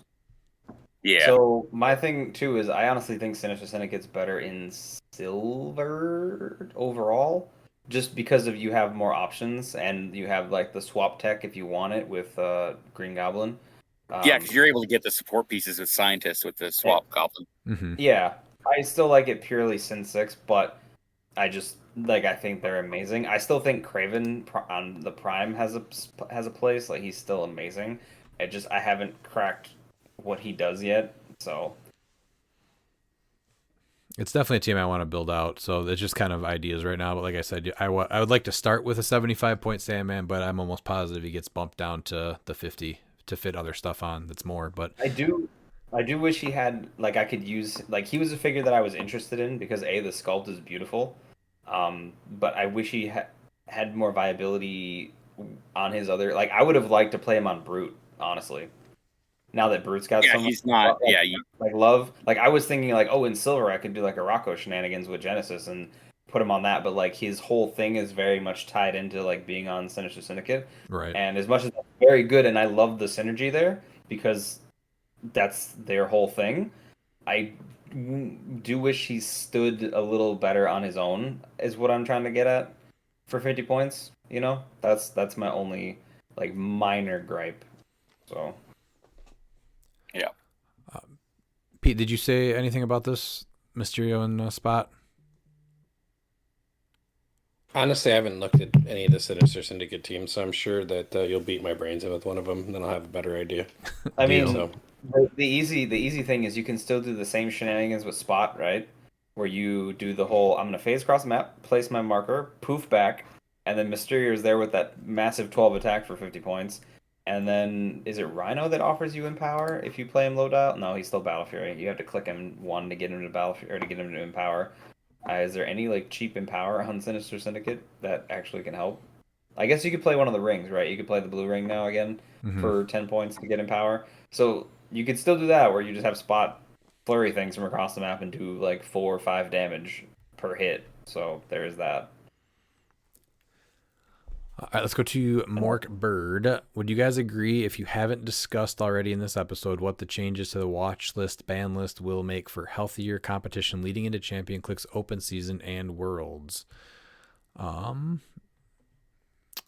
Is there anything else to add to that? Because the changes are mostly positive with just the glaring issues that we already mentioned. No, he wants to know if we agree that it's going to make for a healthier competition. No, I don't. I would say everything besides the leaving Keaton as is on main force is probably all of the other stuff is positive and will actually make a healthier game state overall. It's just, the reason why I'm saying not healthy is that it's just based off the raw numbers is to see what the win rate for first player is. If we see a win rate of first player over 65%, I think that is not good. Yeah, I think no. Was that high? Was that high during when like Prime Spidey and the what's it called? I don't have those numbers because AC units didn't have that, but no, going first was huge with Prime Spidey because you had the barrel and stuff. Yeah, I know. That's what I was thinking was I felt like that same era was also like very heavily if you went first, you just won. So I think all of the good stuff is just it's overshadowed by the two biggest issues, and that's why I'm a little hesitant to say that it's going to be healthier, because there were a lot of changes that were definitely moving towards a healthier competitive state. But with main force Beetlejuice untouched, the issues with the sideline Beetlejuice with the little loopholes and everything, and then just being able to get dropped on without a barrel or anything else that really does something similar, I think that stuff right there is enough to make me hesitant to say that it's healthier. Everything else is. Dan, did you want to add anything to that? Or Pete? I just think the upcoming CCOs are going to tell us what. I think what we're all leaning towards is that Juice should have had something else done to him, but I think that's going to bear out in the short term. Yeah, and hopefully something gets done before Worlds. Everything else, like I said, other than just like to see an attempt at like reducing range on the barrel, I'm very, very happy with. Do you think post-Worlds we may hear about Keaton again? Hopefully after he ruins the CCO circuit, he's addressed and doesn't also ruin Worlds. Will he get the Porter treatment? Oh, if that happened, I'd be so happy. The early retirement. Without even the then, though, it's welcome like, to I don't know silver. if it's worth ruining Worlds. Yeah. Well, the Porters didn't get it either because they immediately got benched for a year. So The And now Porters did? yeah, the Porters got benched. I'm pretty sure the Porters got benched for a year. Did No, they weren't benched. That's when the restricted lists were coming. No, they were never Oh, benched. that's right. Yeah, but they were still limited because you could only run the one, so they still got a pseudo nerf. All right. What are 3 common rarity figures you think we may see played at Worlds other than Timebreakers? I think either the black or red symbiotes, Miles Morales, and I'm going to go for Jeff the Land Shark. Miles, what about you? 3 common Absorbing rarity. Man. Absorbing Man is going to be one of them. Yeah, I think that there's something there with Absorbing Man. Okay. Common Ant-Man, the 005 from Smash and Destroy. Mm-hmm. And we're not doing that. Come on now, that's terrible, Miles. Come on, stop encouraging it. It's going to be a thing. What? Yeah, no, I found it. You're not taking it away from me, Dan. I found it. Did I say I wanted to take it away? No, I just dislike the fact that that's you're being. You know what? If they're going to encourage bad behavior, I'm going to go all in. It's called being a heel. If they think that this is going to make it better, this is not. You know, because some people, you know, they don't have a Kevin or the Loki, and so all they have is Ant-Man, and so that's what they're going to do, Ant-Man. And then the third common, this is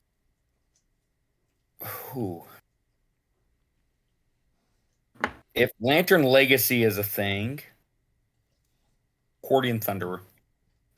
I looked at that one too. Oh yeah, he's still great. Still fantastic. Well, now he's got that yellow ring coming back too then, right? Yeah, that he can't use the power for, or make constructs. Yeah. Yeah, he can't perplex, he can't make constructs, but you know, it's good, right? Yeah. Dan, what about you? 3 common rarity figures at Worlds.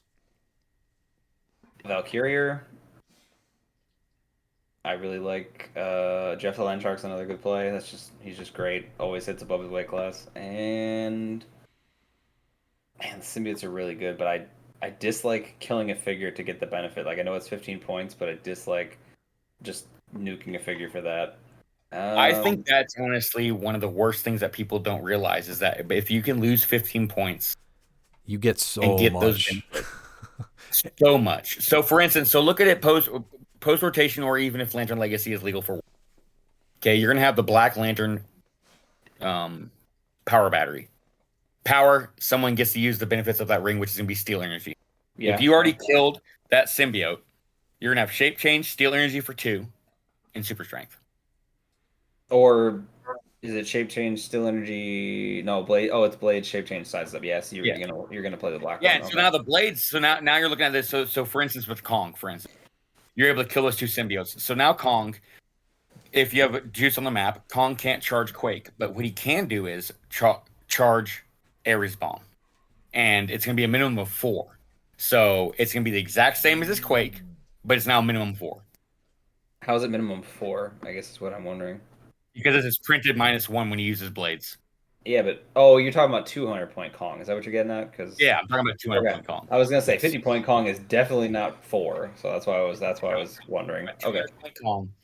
That is now gonna be that's it. I don't know if I'd want to kill 30 points of my team for that. Like I understand that you want him to get that +1 defense. So when you have Gaia and Chthon, now he's gonna be a 22 defense because he's always hindered. Yeah, my third sleeper pick is going to be the Mr. Knight Moon Knight combo. So, that's a good one too. Pete, what about you? I disagree. I think the symbiotes are great. I didn't say they weren't great. I mean, I would pick them and probably some kind of one of the goons, replaceable goons. That's just a bunch of pieces that you can just have chilling, and if you're rolling correctly, then you can keep making the ones that you need, and I think that's a pretty great mechanic, honestly. I'd love to see a goon team with like Kingpin or something. Well, on Brute, you have Inner Demon who can give, if you kill him, he can give your whole team shape change for a turn. All right, which singular year could you watch over and over again for wrestling? For me, 2000. That's when that whole year is what got me into wrestling. It was Rock versus Triple H. Kurt Angle was coming up. Jericho was doing good. Tag team wrestling with Edge and Christian, the Hardys and the Dudley Boys. So for me, easily 2000. Yeah, I'd almost want to say 2000, but that's not just for WWE. That's also for WCW and ECW. And I almost want to probably say 99. It's probably going to be the year because that's the year when Mankind won his title. You're on the 99 Royal Rumble, where The Rock really solidified himself as a main eventer. Over in ECW, that's when ECW hit on TNN, and it was either before or after he had Roller Derby, which was an awesome show. But yeah, you were able to get an hour of Jerry Lynn versus Rob Van Dam almost every episode. And then WCW had 3 count. So if you had to narrow it down between 99 and 2000? 99, okay. Yeah, 99, yeah. I'd have to go with 99. Dan, would you say 2025? Haha, you're very funny. If I had to, I'd probably watch somewhere in the 2000s, that early 2000s era, 2001 to 2003 or 5 possibly. I feel like that was a pretty solid era. So just do SmackDown, don't do Raw, because Raw had some really weird storylines that they don't even replay, like the Katie Vick storyline. Don't recommend that era. We don't even need to bring up the Katie Vick storyline. All right, Pete, what's yours? Can we rebook a year?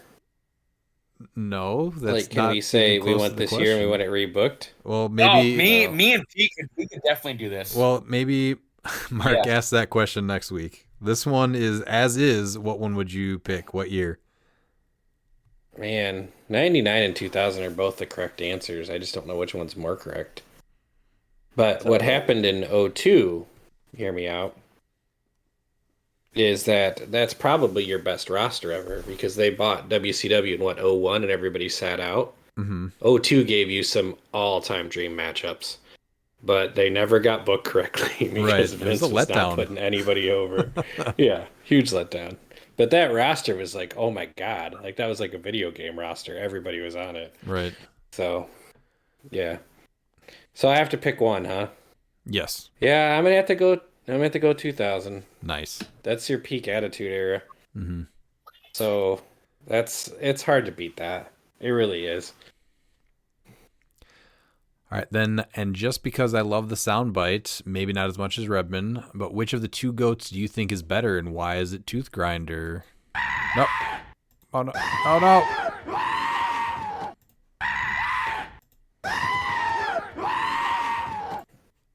Well, Mark, you've awakened them. I missed the goat. I agree with you, though. I prefer the knockback off Tooth Grinder versus the terrain. I'm gonna already say that I think I am the minority on the podcast, though. Well, you're acting like you can take a free action. That's on me, I guess. That's my bad. Yeah. That's where it comes into play more so for me, is the Empower or the enhancement with Tooth Gnasher and Tooth Grinder.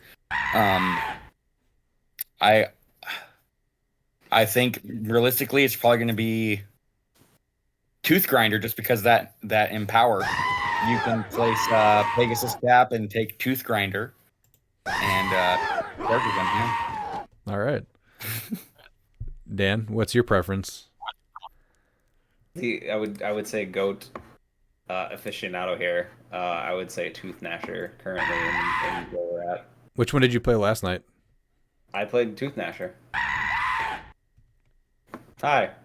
So yeah, they're both amazing. I mean, it's just what you're doing with them, right? They're a coin. They are two sides of the same. So it's just depending on what you're doing, honestly. But currently, I like Tooth Gnasher better because you can destroy terrain. Like, terrain is still huge, right? Like, even I can just walk up to a terrain marker and poof it out of existence, like the herb. So it's great that they can do that. It all depends really what you're doing. If terrain, for sure. If we're bringing the freeze like in play, for sure that's the best one. Even without that, right? Because they both have destroy blocking, which is great. So it allows me to just move where I need to go, even on more constrained maps. They're still amazing. It's just currently my setup actually benefits more from enhancement then Yeah, it's no, going that's to give Empower. exactly. But I'm not going to complain about having Empower either. Either Pegasus Cap's going to be hitting from 4 from either distance, I guess. So. Or Legacy Odin's going to be able to attack for 5. I like 6 damage. Yeah, honestly, I think that's a good point. It's whichever one has the damage modifier that you want the most. So, which one did you pick? Tooth Gnasher, sorry. All right, Pete, what about you? It's just like having to pick your favorite kid. You're not supposed to tell one of them that there is a favorite kid. You hated them so much during Sealed, too. No, I just hated it because I had nothing better, but the rest of my team sucked. I actually pulled 2 Tooth Gnashers that day. That was 2. And I gave one to young Daniel. Thank you, sir. So the Tooth Gnasher love was spread, but I bought a Tooth Grinder. And I played them both, but of the 2, I would go Tooth Gnasher. All right. So I think that's actually. But I split appreciate 2 and your 2. commitment to the bit for every time we said Tooth Gnasher. Or Tooth Grinder. The boys are allowed to run free. I mean, that's what they're supposed to do. They're just supposed to frolic and, Mm-hmm. And if you didn't like that little bit there, blame Mark for awakening them. Correct. All right, going to Brian Dormeyer. I, King Brian, have returned to issue these royal edicts. Spot is and will still be a thing. I don't see him being a big thing anymore. I think that he's still playable. I don't think he'll be a thing, though. I still think Spot's a thing. Like, he's still great for what he does. What's the final word on Spot for you? What's the final word on Miles? I got him still being a thing. I think he's going to take a little bit more nuance because now you have to actually think about placement. So, hey, I guess, it's going to slow a turn down since you got to figure out if you want to place someone 3 squares. Miles, I have a question for you then. Yeah. Would you call him Fringe again now? No, I don't think I think he still is exactly where he's at. Okay. With Health Cycle. The only difference is that now he's going to be harder to play, so I don't think that he is Fringe. I still think that he is highly competitive. It's just that you're going to see less people playing him because now it's not the easy button that they think that he was compared to now. I still think that he is extremely effective as an attacker. Even if he doesn't, that's the thing is that even without him placing adjacent for your kill box, he's still getting full map. Oh yeah. So he's still a thing. Pete, what's your take? Thing or no thing? I think he's a thing until the bikes rotate. Then I think he's going to take a hit. Okay. But until then, he's still unique and he's highly efficient. So at 70 points, he still does a lot. So it's not as bad as what it was. So what about with the errata and an uptick in main force Beetlejuice? Now what? Still a thing? Well, nothing's a thing then. You only have 2 teams in the meta then. You have Joe's team or you have the Beetlejuice team. That's true. That's it. But Spot still can be a thing because of the Health Cycle. Well, he's a thing just because he sits on the map. He's just a thing, but he's not like. But he can still attack and then get back to the starting area without doing the free flurry. Yeah. He's fine, I guess. Is it fun? No. It's still dumb, but it's still, he's still an effective attacker. You know what's still a thing even with Juice? The goats. Damn it.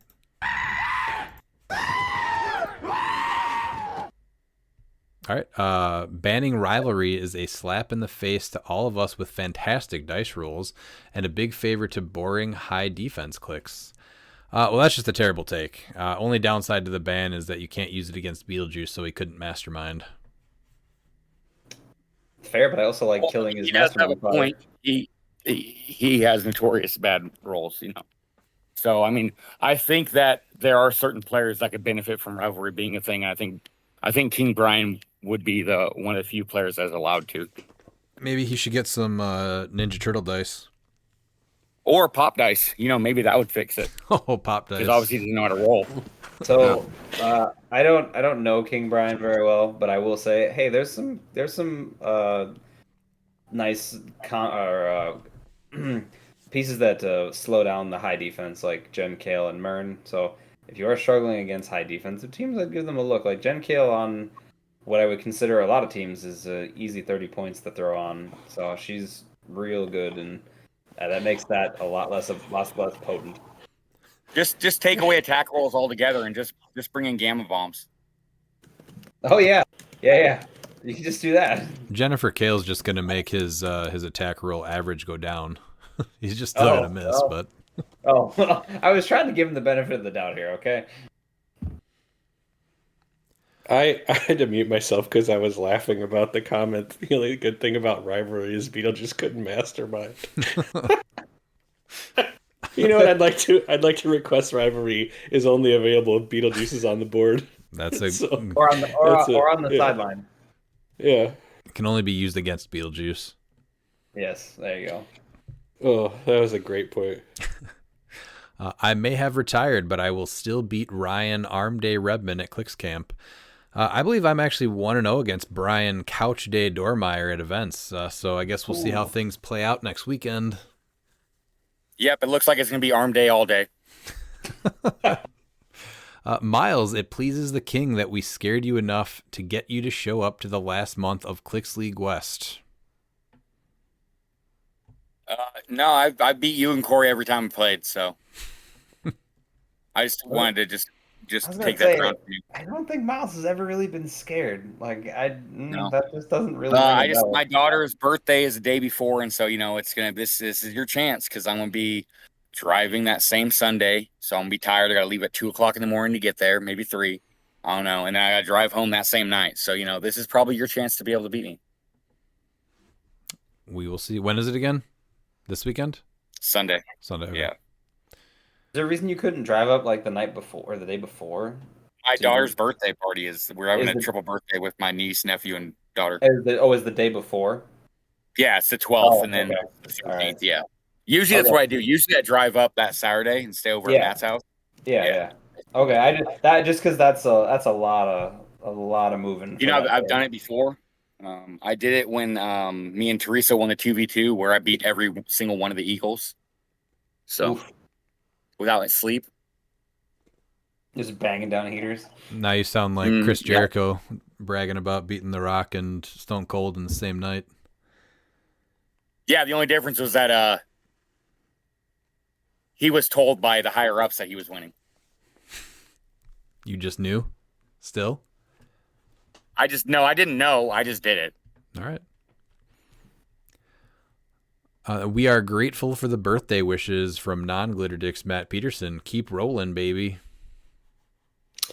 It's a great honor when we can get royalty on the podcast. Thank you, King Brian. And long may you reign.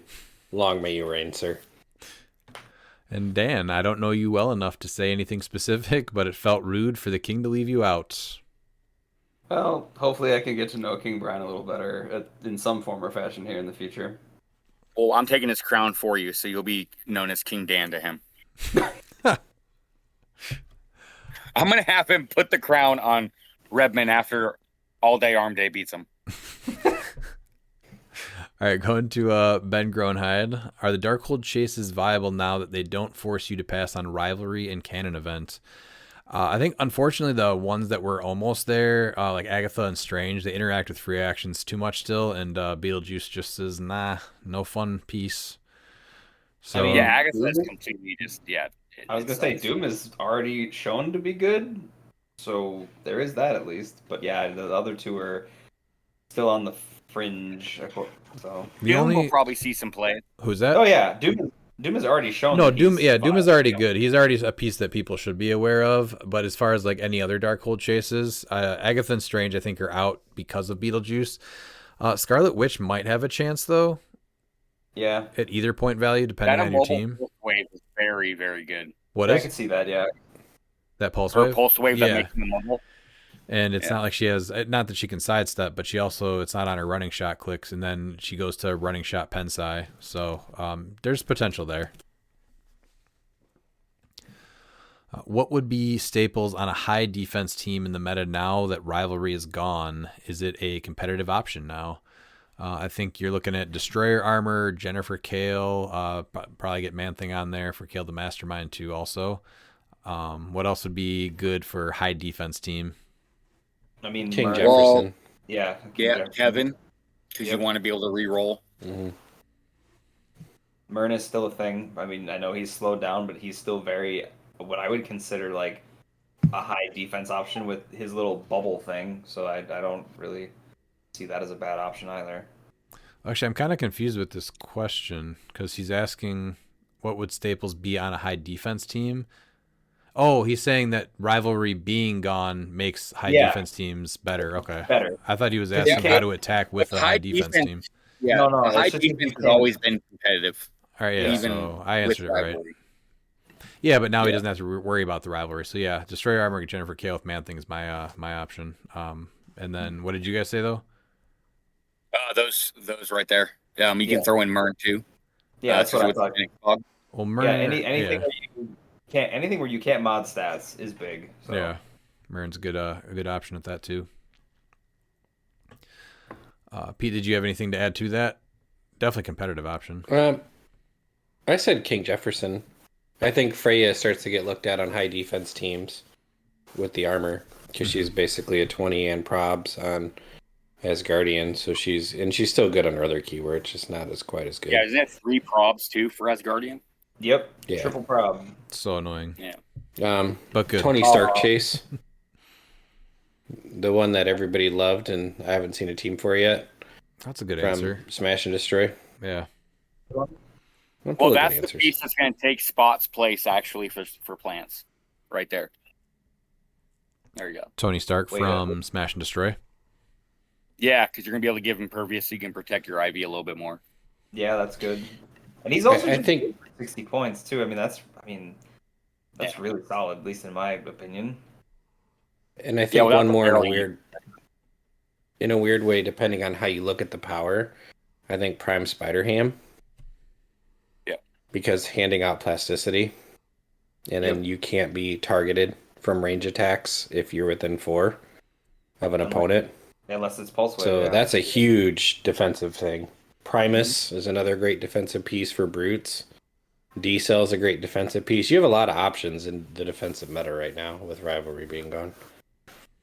Great answers, Pete. Thanks. All right, going to Joseph Coleman Harrison. When will Ryan finally come to the dark side of HeroClix and embrace the juice meta? Just emulate me, Ryan. You'll be a better player in the end and more humble as well. And a larger armed, more handsome version of Joe Harrison. A force to be reckoned with. You do have some truth there in the last couple sentences there, Joe, but unfortunately Beetlejuice just takes away what I enjoy in team building. That's just unique pieces and getting those to work. So he has single-handedly sucked the fun out of the game for me. Still haven't been sent a link to the Pop Dice Miles. We have to start this global movement. Every player who stops using dice cups in favor of dice poppers is a step in the right direction. I think he actually posted on YouTube this morning that he found them and ordered them. Yes, I sent him the link and he ordered them. And he's like, "Whoa, it comes with a single D6 too," and I'm like, "Yep." So nice. Then number 3, on a scale of 1 to PJ Rocks, how do you rate the watch list results? I rate it PJ Rocks. In a perfect world, would Juice not exist in HeroClix and allow all pieces to be viable in 300 Modern? Absolutely. But since there is no limiting factor to the overabundance of frees in today's bogged down game, I believe Juice is the only viable check to those free heavy teams. I do indeed hate that it makes certain pieces unplayable, to Ryan's point, but I also hate 15-minute turns with 20 unnecessary decisions because of 20 frees on the board. I believe that the ideal would be pieces like Hulkbuster that nerf freeze just not as hard as the Juice does and not quite as global or consistent. Currently, as the game sits now, I believe leaving main board Juice untouched was a hard call, but a good one. I'm glad they nerfed sideline Juice working with time breakers though, and I do believe Kevin, Loki, or any other mechanic that gets around the damage should be addressed pre-Worlds. That's true. but can't have everything at once sometimes. Overall, I think PJ and the team crushed it without rivalry and canon event in the game. We're back to cliX, or at least a huge step to being at a normal environment. I understand Juice is quite an eyesore for a lot of people, but again, 3 steps forward and 1 step back is not the worst it could be. So if PJ Rocks is a 10, I'd say about a 7. There were a lot of really good decisions made, but killing the barrel and leaving main force Beetlejuice untouched were also decisions. Miles. I'm right there with you. I'm about a 7 or an 8. The one thing I really wish would have been done is just to have other characters freeze become power actions, just so you're able to have pieces function. And you still wouldn't have those 20 free actions since you're only limited to 4 actions. So you'd be able to build knowing that you're going to be able to deal with the juice, but also knowing that you can build a high functioning team that relies on freeze, but you're able to mitigate those freeze to be a limited amount in order to take advantage of your turn. Like Necron taking a power action to make a grave marker, or and have like some intent ruling to where if you charge or you have a figure like Wong, that it's going to be a double power action. I would much rather be able to charge Flurry with juice on the map with a double power action than not being able to at all. I will say, if I was going to say a 10 or PJ Rocks, I would have said barrel at a 2 range and limiting the range of Beetlejuice's effect. If those 2 things were done, 10 for me. Dan, what would you say? I'm at like an 8.5. So I like everything that was done for the most part. There was the miss with Keaton, but I mean overall, like it's a much better, like we're going in a better direction, which is a positive sign at least. Pete? I'd go 8.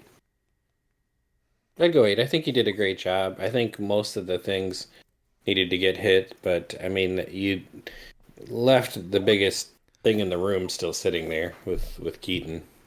And that's why I mean, I do mark think it down more than 2 points. 8 is what I was going to go with originally, and yeah, Beetlejuice and the barrel seemed like they should be worth more than 1 point each on a scale of 1 to 10. Sorry, go ahead. that's it. All right. Miles, give me your best attempt to preach the masses that 048 Rider is an S tier piece, especially in the right hands. Can't convince these people, man. The others can take a whack at it too.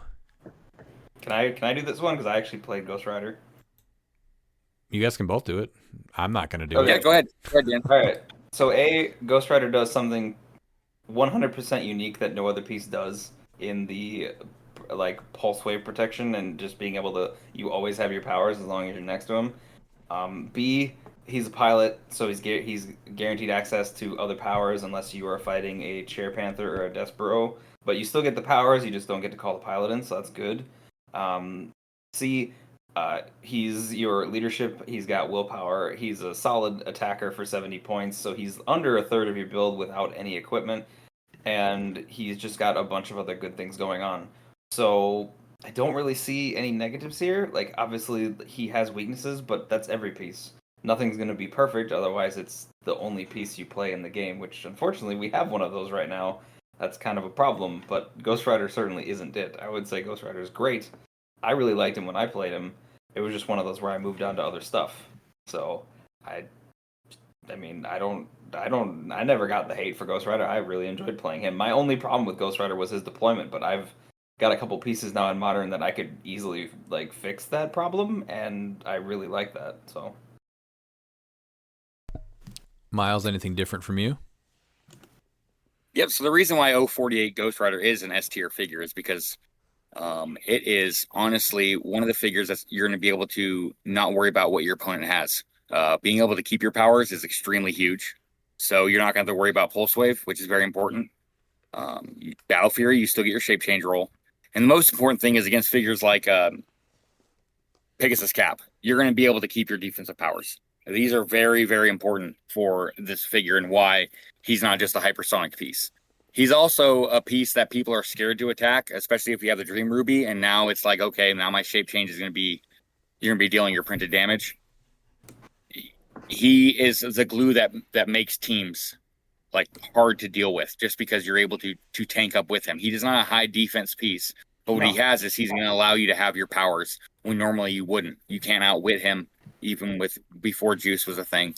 But having your shape change during pulse waves, during someone with battle theory like Kong, like that's extremely important. And Joe has already shown that him and Colossus are the two most effective attackers. He's not as easy to pilot as Colossus, because we've seen people try and fail with him, but we've also seen a few people succeed. The Prignanos, was it Ricky or Matt? One of them played him to great effect, as well as now Joe's been playing him since the CCO. So he's one of those pieces that I don't know why he gets the hate that he does. It's been proven that he's a winning piece. He's just not a piece that everybody plays because they're just, I don't know. I don't want to say he's fringe. I don't want to say he's finesse, but he's not just a pure defensive piece. And I think that's the mentality that most people have with him, is if they see him as a defensive piece or a defensive shell to keep your powers, whereas he works better as an attacker. Yeah, so what I would he to me is he's a durability piece. He's not a high defense. That's his pure like motivation, is because you get to keep all your powers. So he's definitely a harder to pilot piece, I think, than most people give him credit for. He's not point click in any stretch. I will say I'm curious to the people that really don't like him, how much they've played him, how much they play him with shape change, and how their shape change roles have gone in the events that they've played him. Because I think that'll kind of be a little bit of a bias there.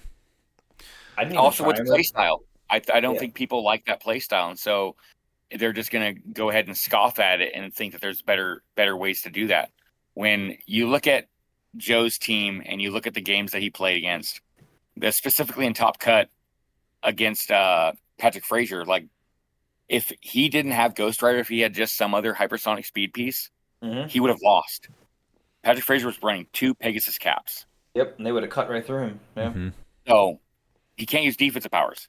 So Colossus would be dead, and whoever else was his hypersonic piece. So there's way more nuance than that, especially when you look at his matchups. And I mean, Joe's already proven it. Did he unlock the true nature of how to get the best out of Ghost Rider? I mean, it's hard to say no to that, because I mean the results. He did Champion Clix Open, which was a really big event. Wasn't that 40 or 50 players? And then he just won nationals with 68 players. There's something to be said too. He's been playing it for a long time, and you get comfortable with a piece and you have experience with how they perform. So that helps a lot. And I think there is a little bit more to him than like what you said, Miles, like Colossus. It's a little bit more like, just let's go charge. You got to know when is the best time to risk it. And sometimes you just hope that your shape changes hit. And there's also the thing where they say that he's just a bad piece. And, I do have a saying that, it takes a great player to win with a bad piece. So if Ghost Rider is bad, then that would put Joe as a great player. Yeah, he's fine. All right, going to number 5. Most looked forward to elements pieces from Lantern Legacy. I think it's hard to look forward to a set competitively that has its main gimmick completely shut down by one piece. So at the moment, I'm just looking forward to fun games. But for me, it's characters that we haven't seen in a while that just look cool on the map. So I'm excited for Kilowog, and I really hope we get what's his name, Arkillo. I don't think we've seen him. No, he was shown, but his card was unreadable. Okay, so there is an Arkillo in it. All right, cool. He's a piece that just looks cool, so hopefully he does something cool. But I just want to put him on the map. Yeah, I believe he's the B side to Kilowog, actually, and I think the A side. Kilowog's the prime. Oh, sorry, the A side. My bad. But I thought they shared a sculpt. So, and I think he does just different head. I believe he does some neat stuff. So, because he is a Yellow Lantern, or a Sinestro Core. So yeah, those are 2 of the pieces that I just want to play. They just look cool, and that's what I'm looking forward to. Yeah, it's hard for me to really pick, because it's Nort. Come on, being in the. What's he talking about? If Nort is, legal at Worlds, Nort's going to be on my silver team. Nort's going to be on my pulp team. Nort is 40 points, which is, surprise, surprise, the Lady Mastermind point value. So, I might just go for another run and just replace Lady Mastermind and, Wow. Go with the same team. Simon Garth, one last run. Dan? Give me all of Lobo, please. And then I really like the chain. I know it's an equipment, and I don't think it's really. I mean, we're gonna talk about it in the review, but man, I am looking at every attacker I can put that on because three bolts, You're a giant reach. big bondage fan too, right? Oh yeah, absolutely. Like, yep, just tie me up, baby. Pete? Wow. I don't even know how to follow that. I mostly have avoided things of that unless they've kind of trickled into the Discord, just waiting for the set review. So I don't have anything to add at this point. All Yeah, right. there is one piece though that will be that makes the Phoenix Pog a million times better, even with Mern. So it's gonna be interesting to see how often that will be, especially since it's considered a bystander, so it won't break theme. What is it? Oh, is it the bat? The bat. Yeah, Oh, that's opposing right. characters can't draw lines of fire to friendly characters adjacent to 2 or more friendly characters named Bat. It's only 5 points. Mm-hmm. Now you're able to mitigate that. Even Giant Reach, they can't draw lines of fire. Right. So Most not looking forward to elements pieces from Lantern Legacy. Is this the beginning, bringing on the second coming of resources in cliX? In the future, I'll probably grow to hate having to face teams with Alan Scott on them. But as of right now, I'm just excited for the set in general. It's just, Man, lanterns are cool. what is up with you and Alan Scott? What did he do to you already? I just think people are going to build really annoying teams. I can't hit me stuff. So, I mean, I played the Legacy Alan Scott. How often? Like a lot.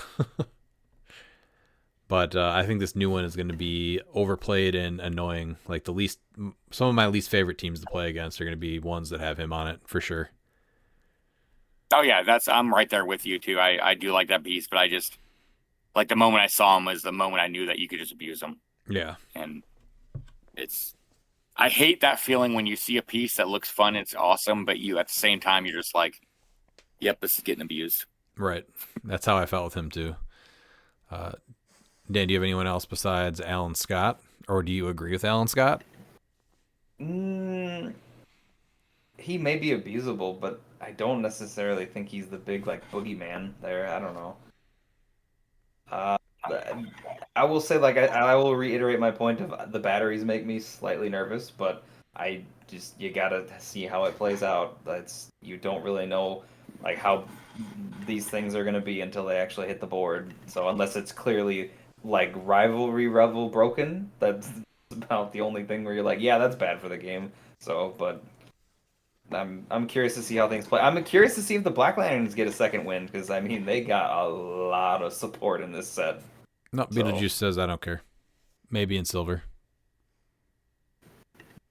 Pete? The negativity is killing me Nope, tonight. it's not it's negativity. It's making the grave hindering terrain markers that becomes a problem. Pete, do you have one that you're not looking forward to? Looking forward to or not looking forward to? This Most is not looking forward to? Yeah, not looking forward to.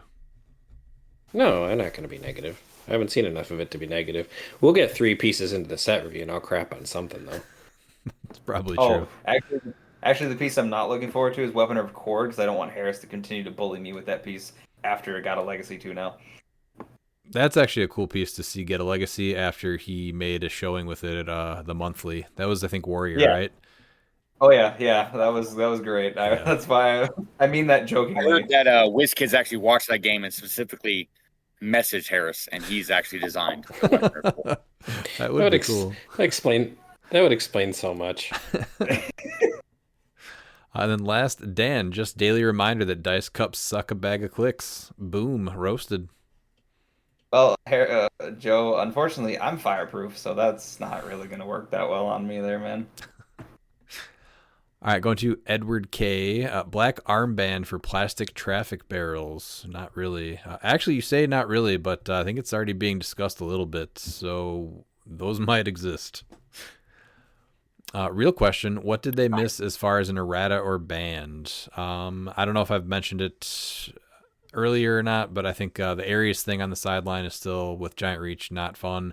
And then per Degaton, we've mentioned this in the past, getting it where you have to play him at 40 or 60 to be able to move a piece. And then Copycat, I think, is still a problem too and wasn't addressed. Any misses, Miles? Misses, yeah, they didn't hit main force juice, but I mean that's you hit the nail on the head with the others that honestly need addressed. I do still think Protegaton does too much for 20 points. I mean there's a reason why he has multiple point values, and like that's why you should let him like do certain things at different point values. Yeah. They used to do that before, where you had like optional traits that were like, if you played him at this point line, you got this. If you played him at this point line, you got this. Legacy Alan Scott's a perfect example of that. If you play him for 20 points, you didn't get the invincible, but you did get leadership. Yeah. Dan, is there anything else you think that was missed? I still think the Darkhold one shots are like teetering on the line of. Look, Blackheart was already a thing when Chthon could happen, and they're pretty close. You can still just activate. So that's the easy example, right? But they're teetering on the line of like anything where you can. There is a modern piece that does get activated. That the Spider-Man with Despero as well as those one shots. I know. I've done it with Thor too. You can activate him to the stop click, and then you just do his once per game. It's not as deadly, but it's still like just where you can. Still, you shouldn't be able to do that. No. So I'm very much in the camp of those are walking the line, and I think they should still be looked at, but that's where I sit with that. So the only other thing I think the Protegaton thing was the obvious one. I guess is there anything else? I'm not. Is it Rivals Respawn? Oh, that is one.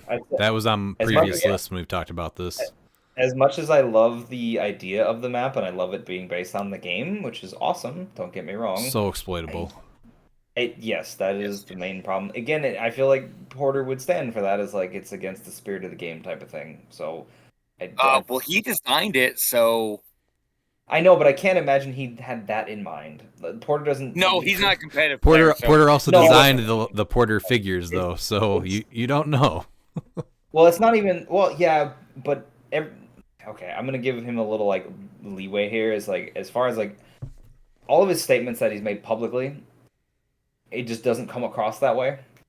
So I think that he literally twiddles his thumbs and just laughs, and he's just secretly like this meta-destroying player. Mastermind, you know? Yeah, I mean, maybe. I just keep doing that. Yeah. So, but yeah, I think that's the other item on the list that's like, that could be a problem. And if they, considering they banned Brock's Bunker for not being available, should there's a lot less of these than Brock's Bunker too, because Brock's Bunker was a win-a-map. Exactly. And this was a limited time, like 1 weekend event, and it's not available on the map kits. So no, I think he was just trying to make a cool thematic map and make it be a big deal. And he doesn't think about ways to exploit things, so that's going to be left to other players. It just seems like it will be an easy exploitable map and could be an issue later. Like if you don't like elevation in walls because of Brock's Bunker, get ready to get mind controlled and take unavoidable damage, and then teleport to the other side of the map. Well, and it sucks too that if you're don't have the pink rooms as your starting areas, like you not only have to worry about fortify, like you can't even deal 3 damage. Mm-hmm. Because then they can displace. Which is really good against. I mean, it's a very good defensive map, I think, if you play it right, obviously. But there's the exploitable part of it too. That's unfortunate. I know we didn't like Bifrost or the whatever that airplane map was. Yeah, Orange Square is always there's always abuse. Like even the icy map can be exploited. Was that really exploitable? I never saw anything happen with that map. So no, it's just it's because the piece that can exploit it really isn't viable that much in Modern. Prime Namor. So Prime Namor makes all that lower elevation. They get their -1 to their attack or whatever else it is. Yeah, because he makes it water. Yep. Yeah. It's not going to see that much play though with that. I don't think anyone's No. really No, playing no, it I'm just anymore saying that. anyway. I was just saying that that there is abuse with orange squares, and I just use that as an example since that was the last orange square we got. Yeah. Pete, is there anything that you feel like also should have gotten an errata or ban that we have not mentioned yet? No, you guys hit everything. I mean, honestly, I was going to reiterate the Ares thing Say it. because that's just ridiculous. Yeah, it is. No, I mean it's ridiculous. You should not be able to use terrain to increase the giant reach or increase the giant reach and bomb a whole team with a single attack. As a Unless serial, it's yeah, yeah. I agree. As a serial Ares abuser, yeah, that's a giant reach is pretty dumb with that. It's like if I can bomb your whole team, that's rough business. All right, going to Jason Phillip, who's ready to have fun at cliX Camp. I can't wait, Jason. I will see you there. McConnell Lamar. Hey, gents, with the recent watch list results, what do you think will become the most prominent items on the sideline? So one thing with Lantern Legacy releasing, Herald is going to be everywhere as a keyword, so I'd expect any piece with an avatar trait to shoot up in popularity, and it's definitely worth looking at some of the overlooked one-shots again. Miles, anything to add to that? Well, and with the gods, the 3 gods from next phase rotating, I can see Bast potentially seeing play just because you're gonna be able to get it for free with the Bandu rivalry and canon event. And then other sidelines, I still think Butterfly now has a spot opening without rivalry or canon event. So now you're like, okay, I can do Butterfly swaps. Yeah, because even having just 2 on your sideline is still good. So yeah. Dan, did you want to add to the list? Man, I feel like the other one shots might pick up popularity. The one that I have my eye on that I'm not sure whether it'll ever come to prominence or not is the what is it, the security or insurance policy. So if we ever get to the point where there's more terrain on the map where it actually costs points, that is huge for tempo. So being able to just destroy a piece of terrain and then just take tokens off is pretty big. So Pete, do you want to have, or do you have anything to add to that one? The sidelines. I think everybody needs to look at the old one shots. Obviously, with rotation, the gods are going to kind of go away. So I 100% agree with Miles. I think you're going to see an uptick in butterfly and butterfly swaps again. I think it's just a natural thing to come back to the game, and it's great utility. Yeah, I could see Butterfly coming back with less must-play stuff. What are the top 3 modern age legacy cards that you want to play but haven't gotten around to? I've played a lot of the ones that I have wanted to, either at our weekly events or monthly events. I would say on that list, though, is Juggernaut, Madam Web, and I've always wanted to play Killer Moth, and I just haven't ever put a team together with him on it. was there a legacy Killer Moth? Yeah, from Notorious. I forget what set Killer Moth was from. Joker's Wild. That sounds right. Miles, any modern age legacy cards you have not been able to play yet? Yeah, I'm waiting for the intent ruling for the collector legacy because it's bad when you attack with your collector and they choose to unequip an equipment that they're. But like Mjolnir, where you just can't do it and then you just take on you're still able to choose it. I think that there needs to be Juice gets the intent ruling. I think that will bump him up. I also really, really like Maestro, even if he is just, 12 speed. But with no barrel, it's like now, okay, he can get full map now and go ahead and attack. Just after resolutions. I was going to say. And then Machine Smith. There is some abuse with Machine Smith that is hilarious. Do you want to share that abuse? Since you find abuse well, you hilarious. just get to chase Loki. Yeah, you just get to chase Loki, so you send Machine Smith up there, and whenever he would be KO'd, you just deal damage to Loki.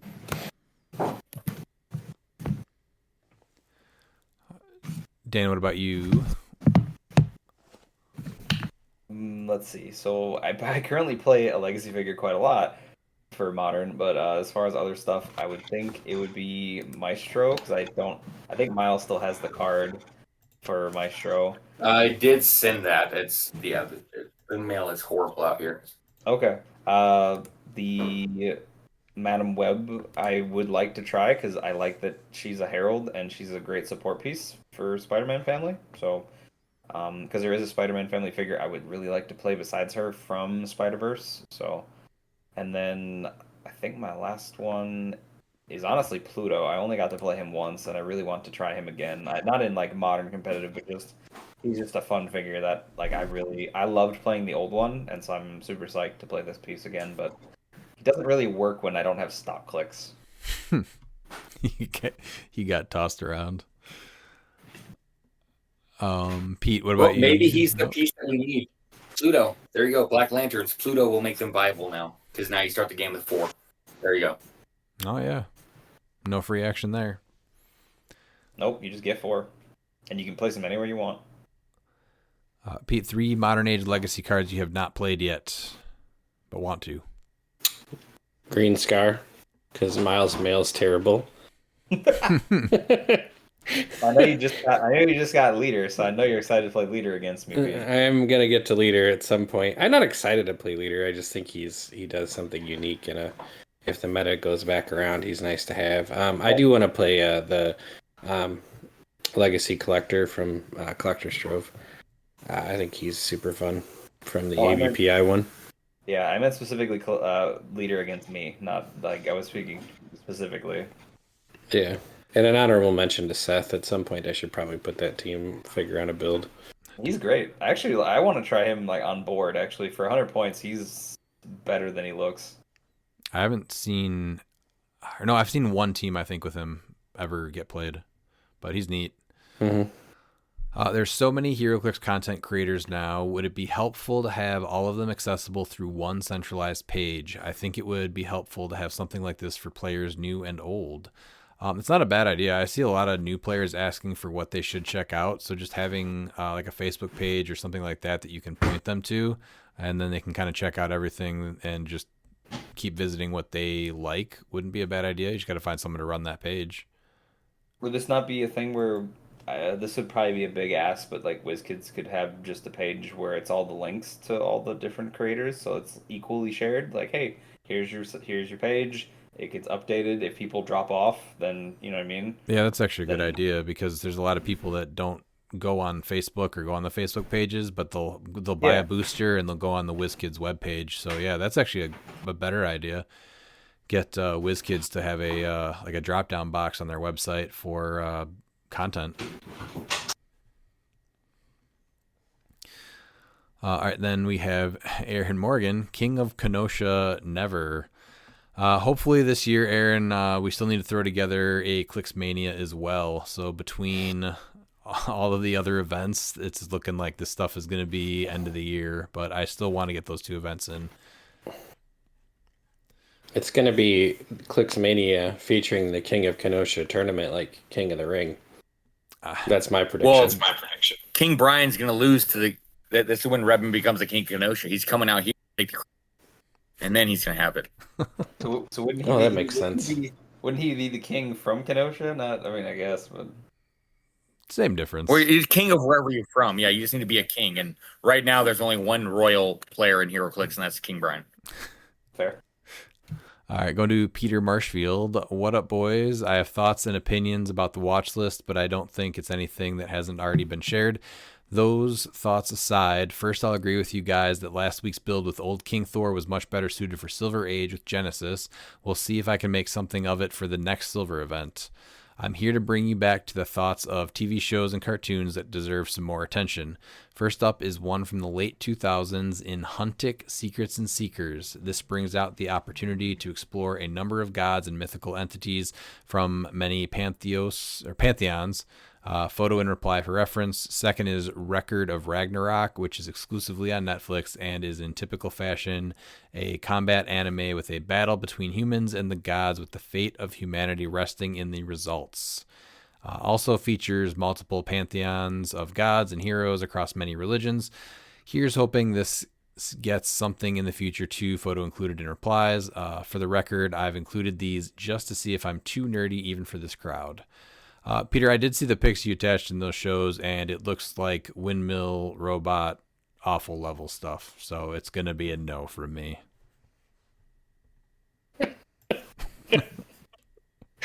Yeah. I tried to watch the Record of Ragnarok. It just just not for me. And this is the guy that binge watches Squidbillies. So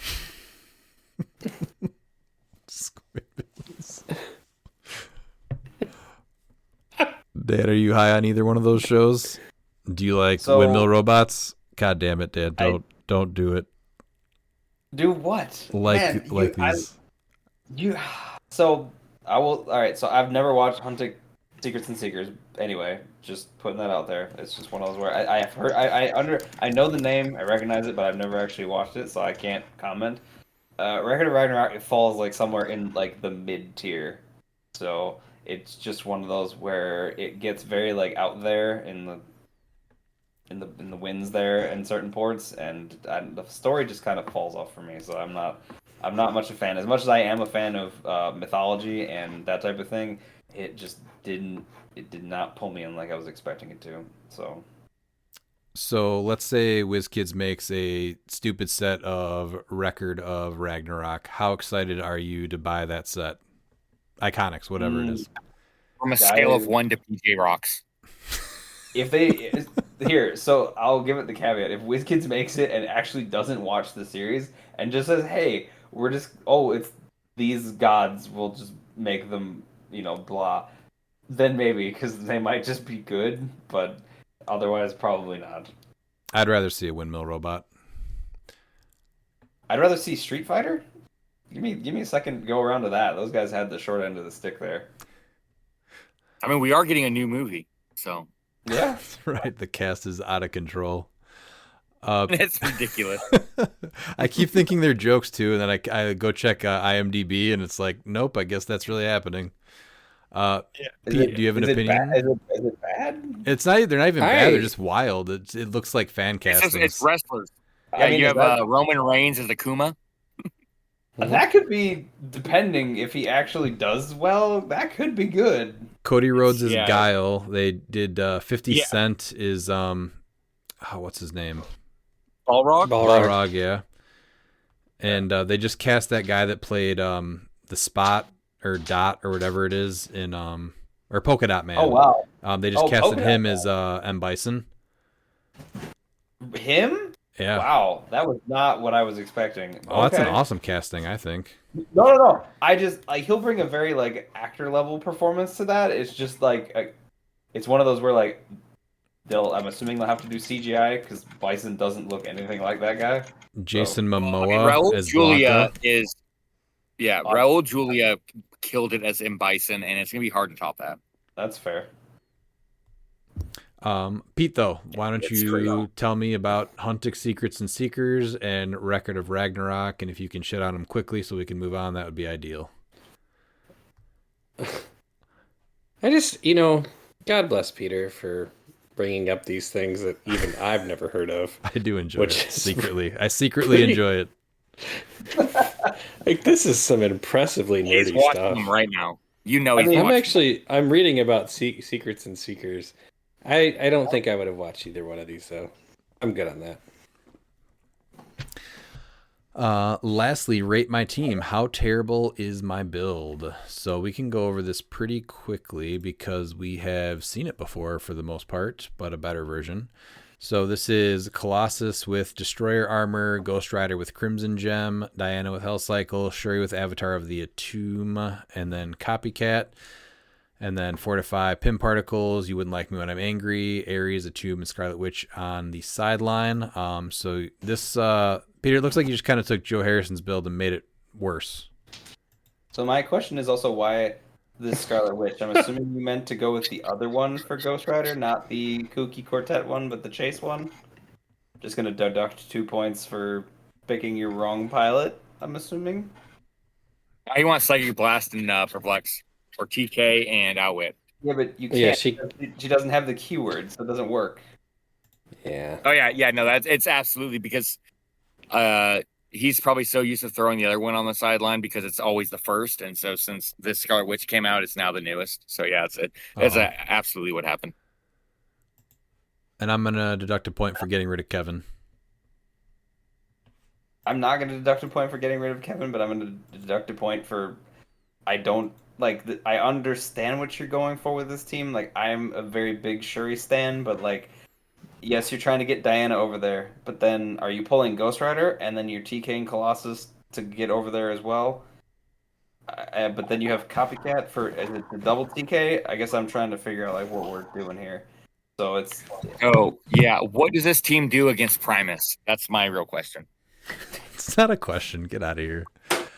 Peter, I give it a solid 3 games out of 5 wins if your dice aren't like they were at Nationals. oof. Don't What if mind his that. dice are like at Nationals and we're talking 1 out of 5? 0 out of 5. With this team 0 out and of his 5, Nationals dice, 0 out of 5. See you later. I'm happy to see Ghost Rider with no pilots. If I'm playing against it. That's true. That is a glaring omission right there. Is the Yeah, no you should pilots. start double checking that. Because, yeah, if I'm going through a build and I'm like, yeah, you don't have that Star Witch on your sideline, that's not legal. Also, I mean, too, though, Chair Panther she just could be on says the no pilot. Yeah. Just- This has been the highest of highs for Peter because he made the Bookwood report. Now the lowest of lows with this team build. It's been quite the emotional run for this episode. All right, going to Lou Minotti. Would it be a valid strategy to pull out a hammer and smash your opponent's Beetlejuice anytime he is played, either on main force or sideline? Do you think that would be acceptable at my local Champion Clix Open, or how about Worlds? Lou, well, I won't be doing that. I do vow to protect you against anything bad that would potentially come after you did that. So I do support it. Yeah, and I want you to make a list of everyone that does because they're not getting pocket glizzies from me at Worlds. When did you decide on pocket glizzies? Oh no. Last week? I'll ask the obvious question.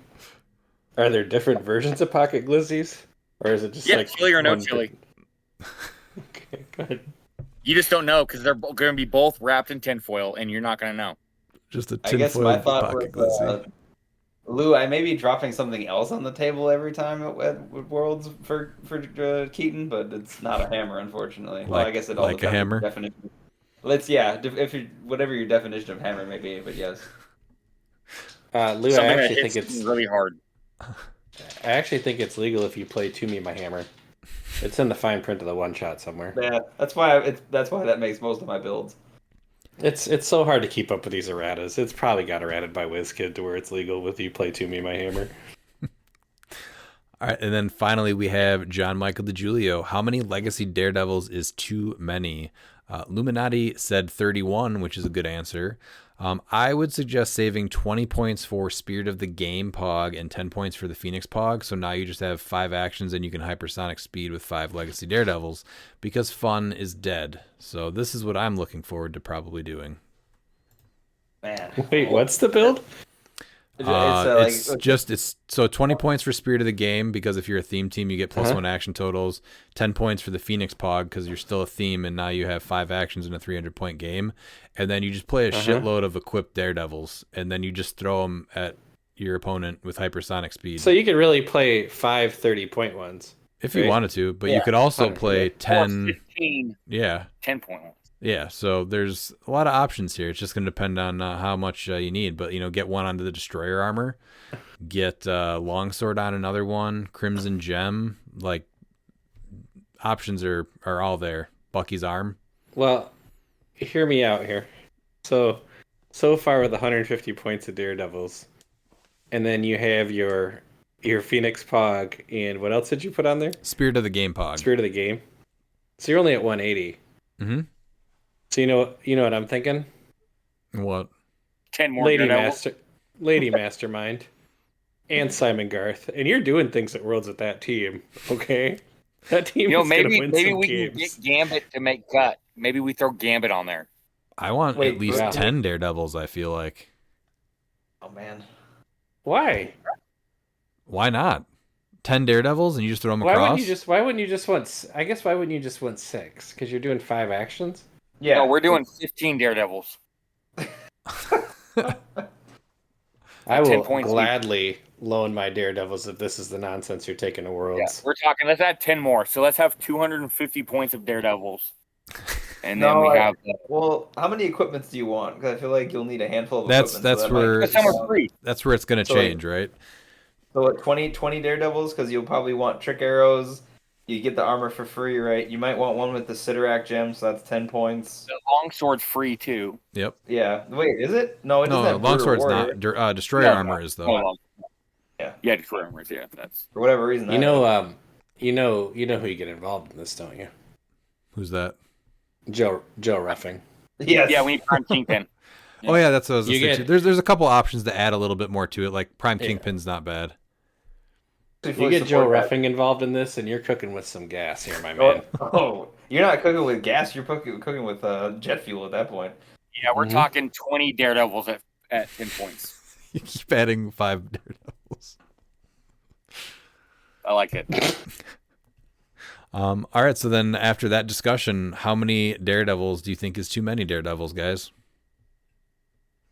When it's you playing them, anything more than one is atrocious. No. Yes. No, I would say one is too many if he's playing him. I'm so tired of that piece. The amount that you're going to take to fill a 3x3 map is the perfect amount. The one over that is too many. Yes, that's closer to what I was looking for. Daredevil doesn't have flight, does he? He does not. He has improvement with elevated. And with hypersonic speed, as long as you're not adjacent, now the barrel's gone, so I can just fly at you and just hit. Yeah, give one the flying carpet. There you go. The Yeah, 'cause glider. I'm just thinking you want to carry up something with Empower for the Daredevil. He's already got destroyer armor, so that's pretty easy. Yeah, well, Daredevil's going to be a 12 for 4 with Prime Kingpin. So, I mean, yeah. And toughness for not for nothing. Give one Bucky's arm, give one the longsword. They're hitting fine.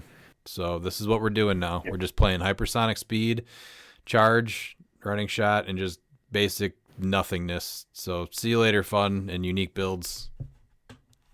Man, I missed the positive Redmond. This is rough times. Well, let's see how this plays out. This is Friday Redmond, which you would think would be in a good mood, but he's never in a good mood. Oh, on Fridays are the worst. All right. Like I hadn't even gotten like a backhanded compliment in a while. I'm like, yeah. There's too much to focus on. Too much to focus on. All right, let's wrap it up. Miles, any final thoughts? Look forward to seeing everyone that's going to show up at cliX Camp. Maybe some arm wrestling. Who knows? Dan? So we got Hollywood Miles after he lost his smile and the fun was taken away from him. So will we get an attitude Redmond now? That Big sexy Redmond. Big is that what it is? Got it. Yeah, is that what we're getting now because the fun's been sucked out of his soul? It might be time Yeah, to he mix just it up. crushes white monster cans and gets angry when he doesn't have his 3. my daily 3. Yeah. Pete, any final thoughts for today?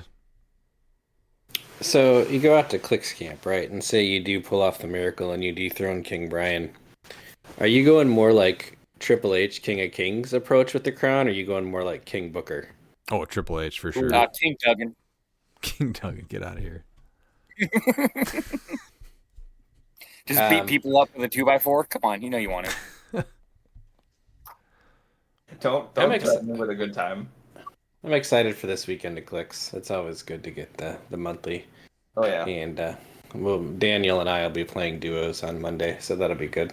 Oh, and other than that, I'm bringing all the nonsense on Monday for that. So I enjoyed our time together tonight, gentlemen. Yeah, I'm always excited for the monthly games, so that's going to happen this weekend. We have a lot of cliX events coming up here, so a little lull that we just experienced is kind of over, it seems like, with all the stuff coming up. But remember...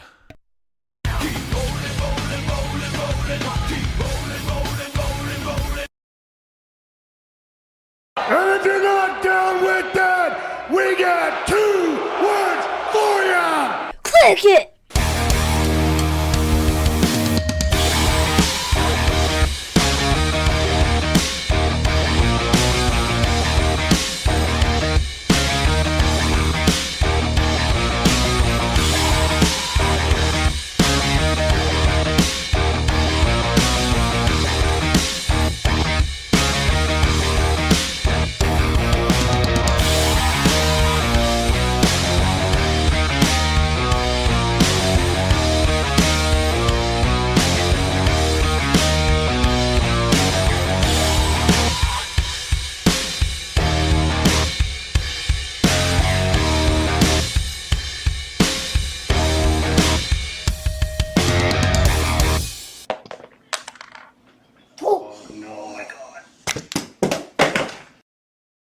I'm solar. La la la la la, I'm solar. Well, I'm afraid I've got some bad news.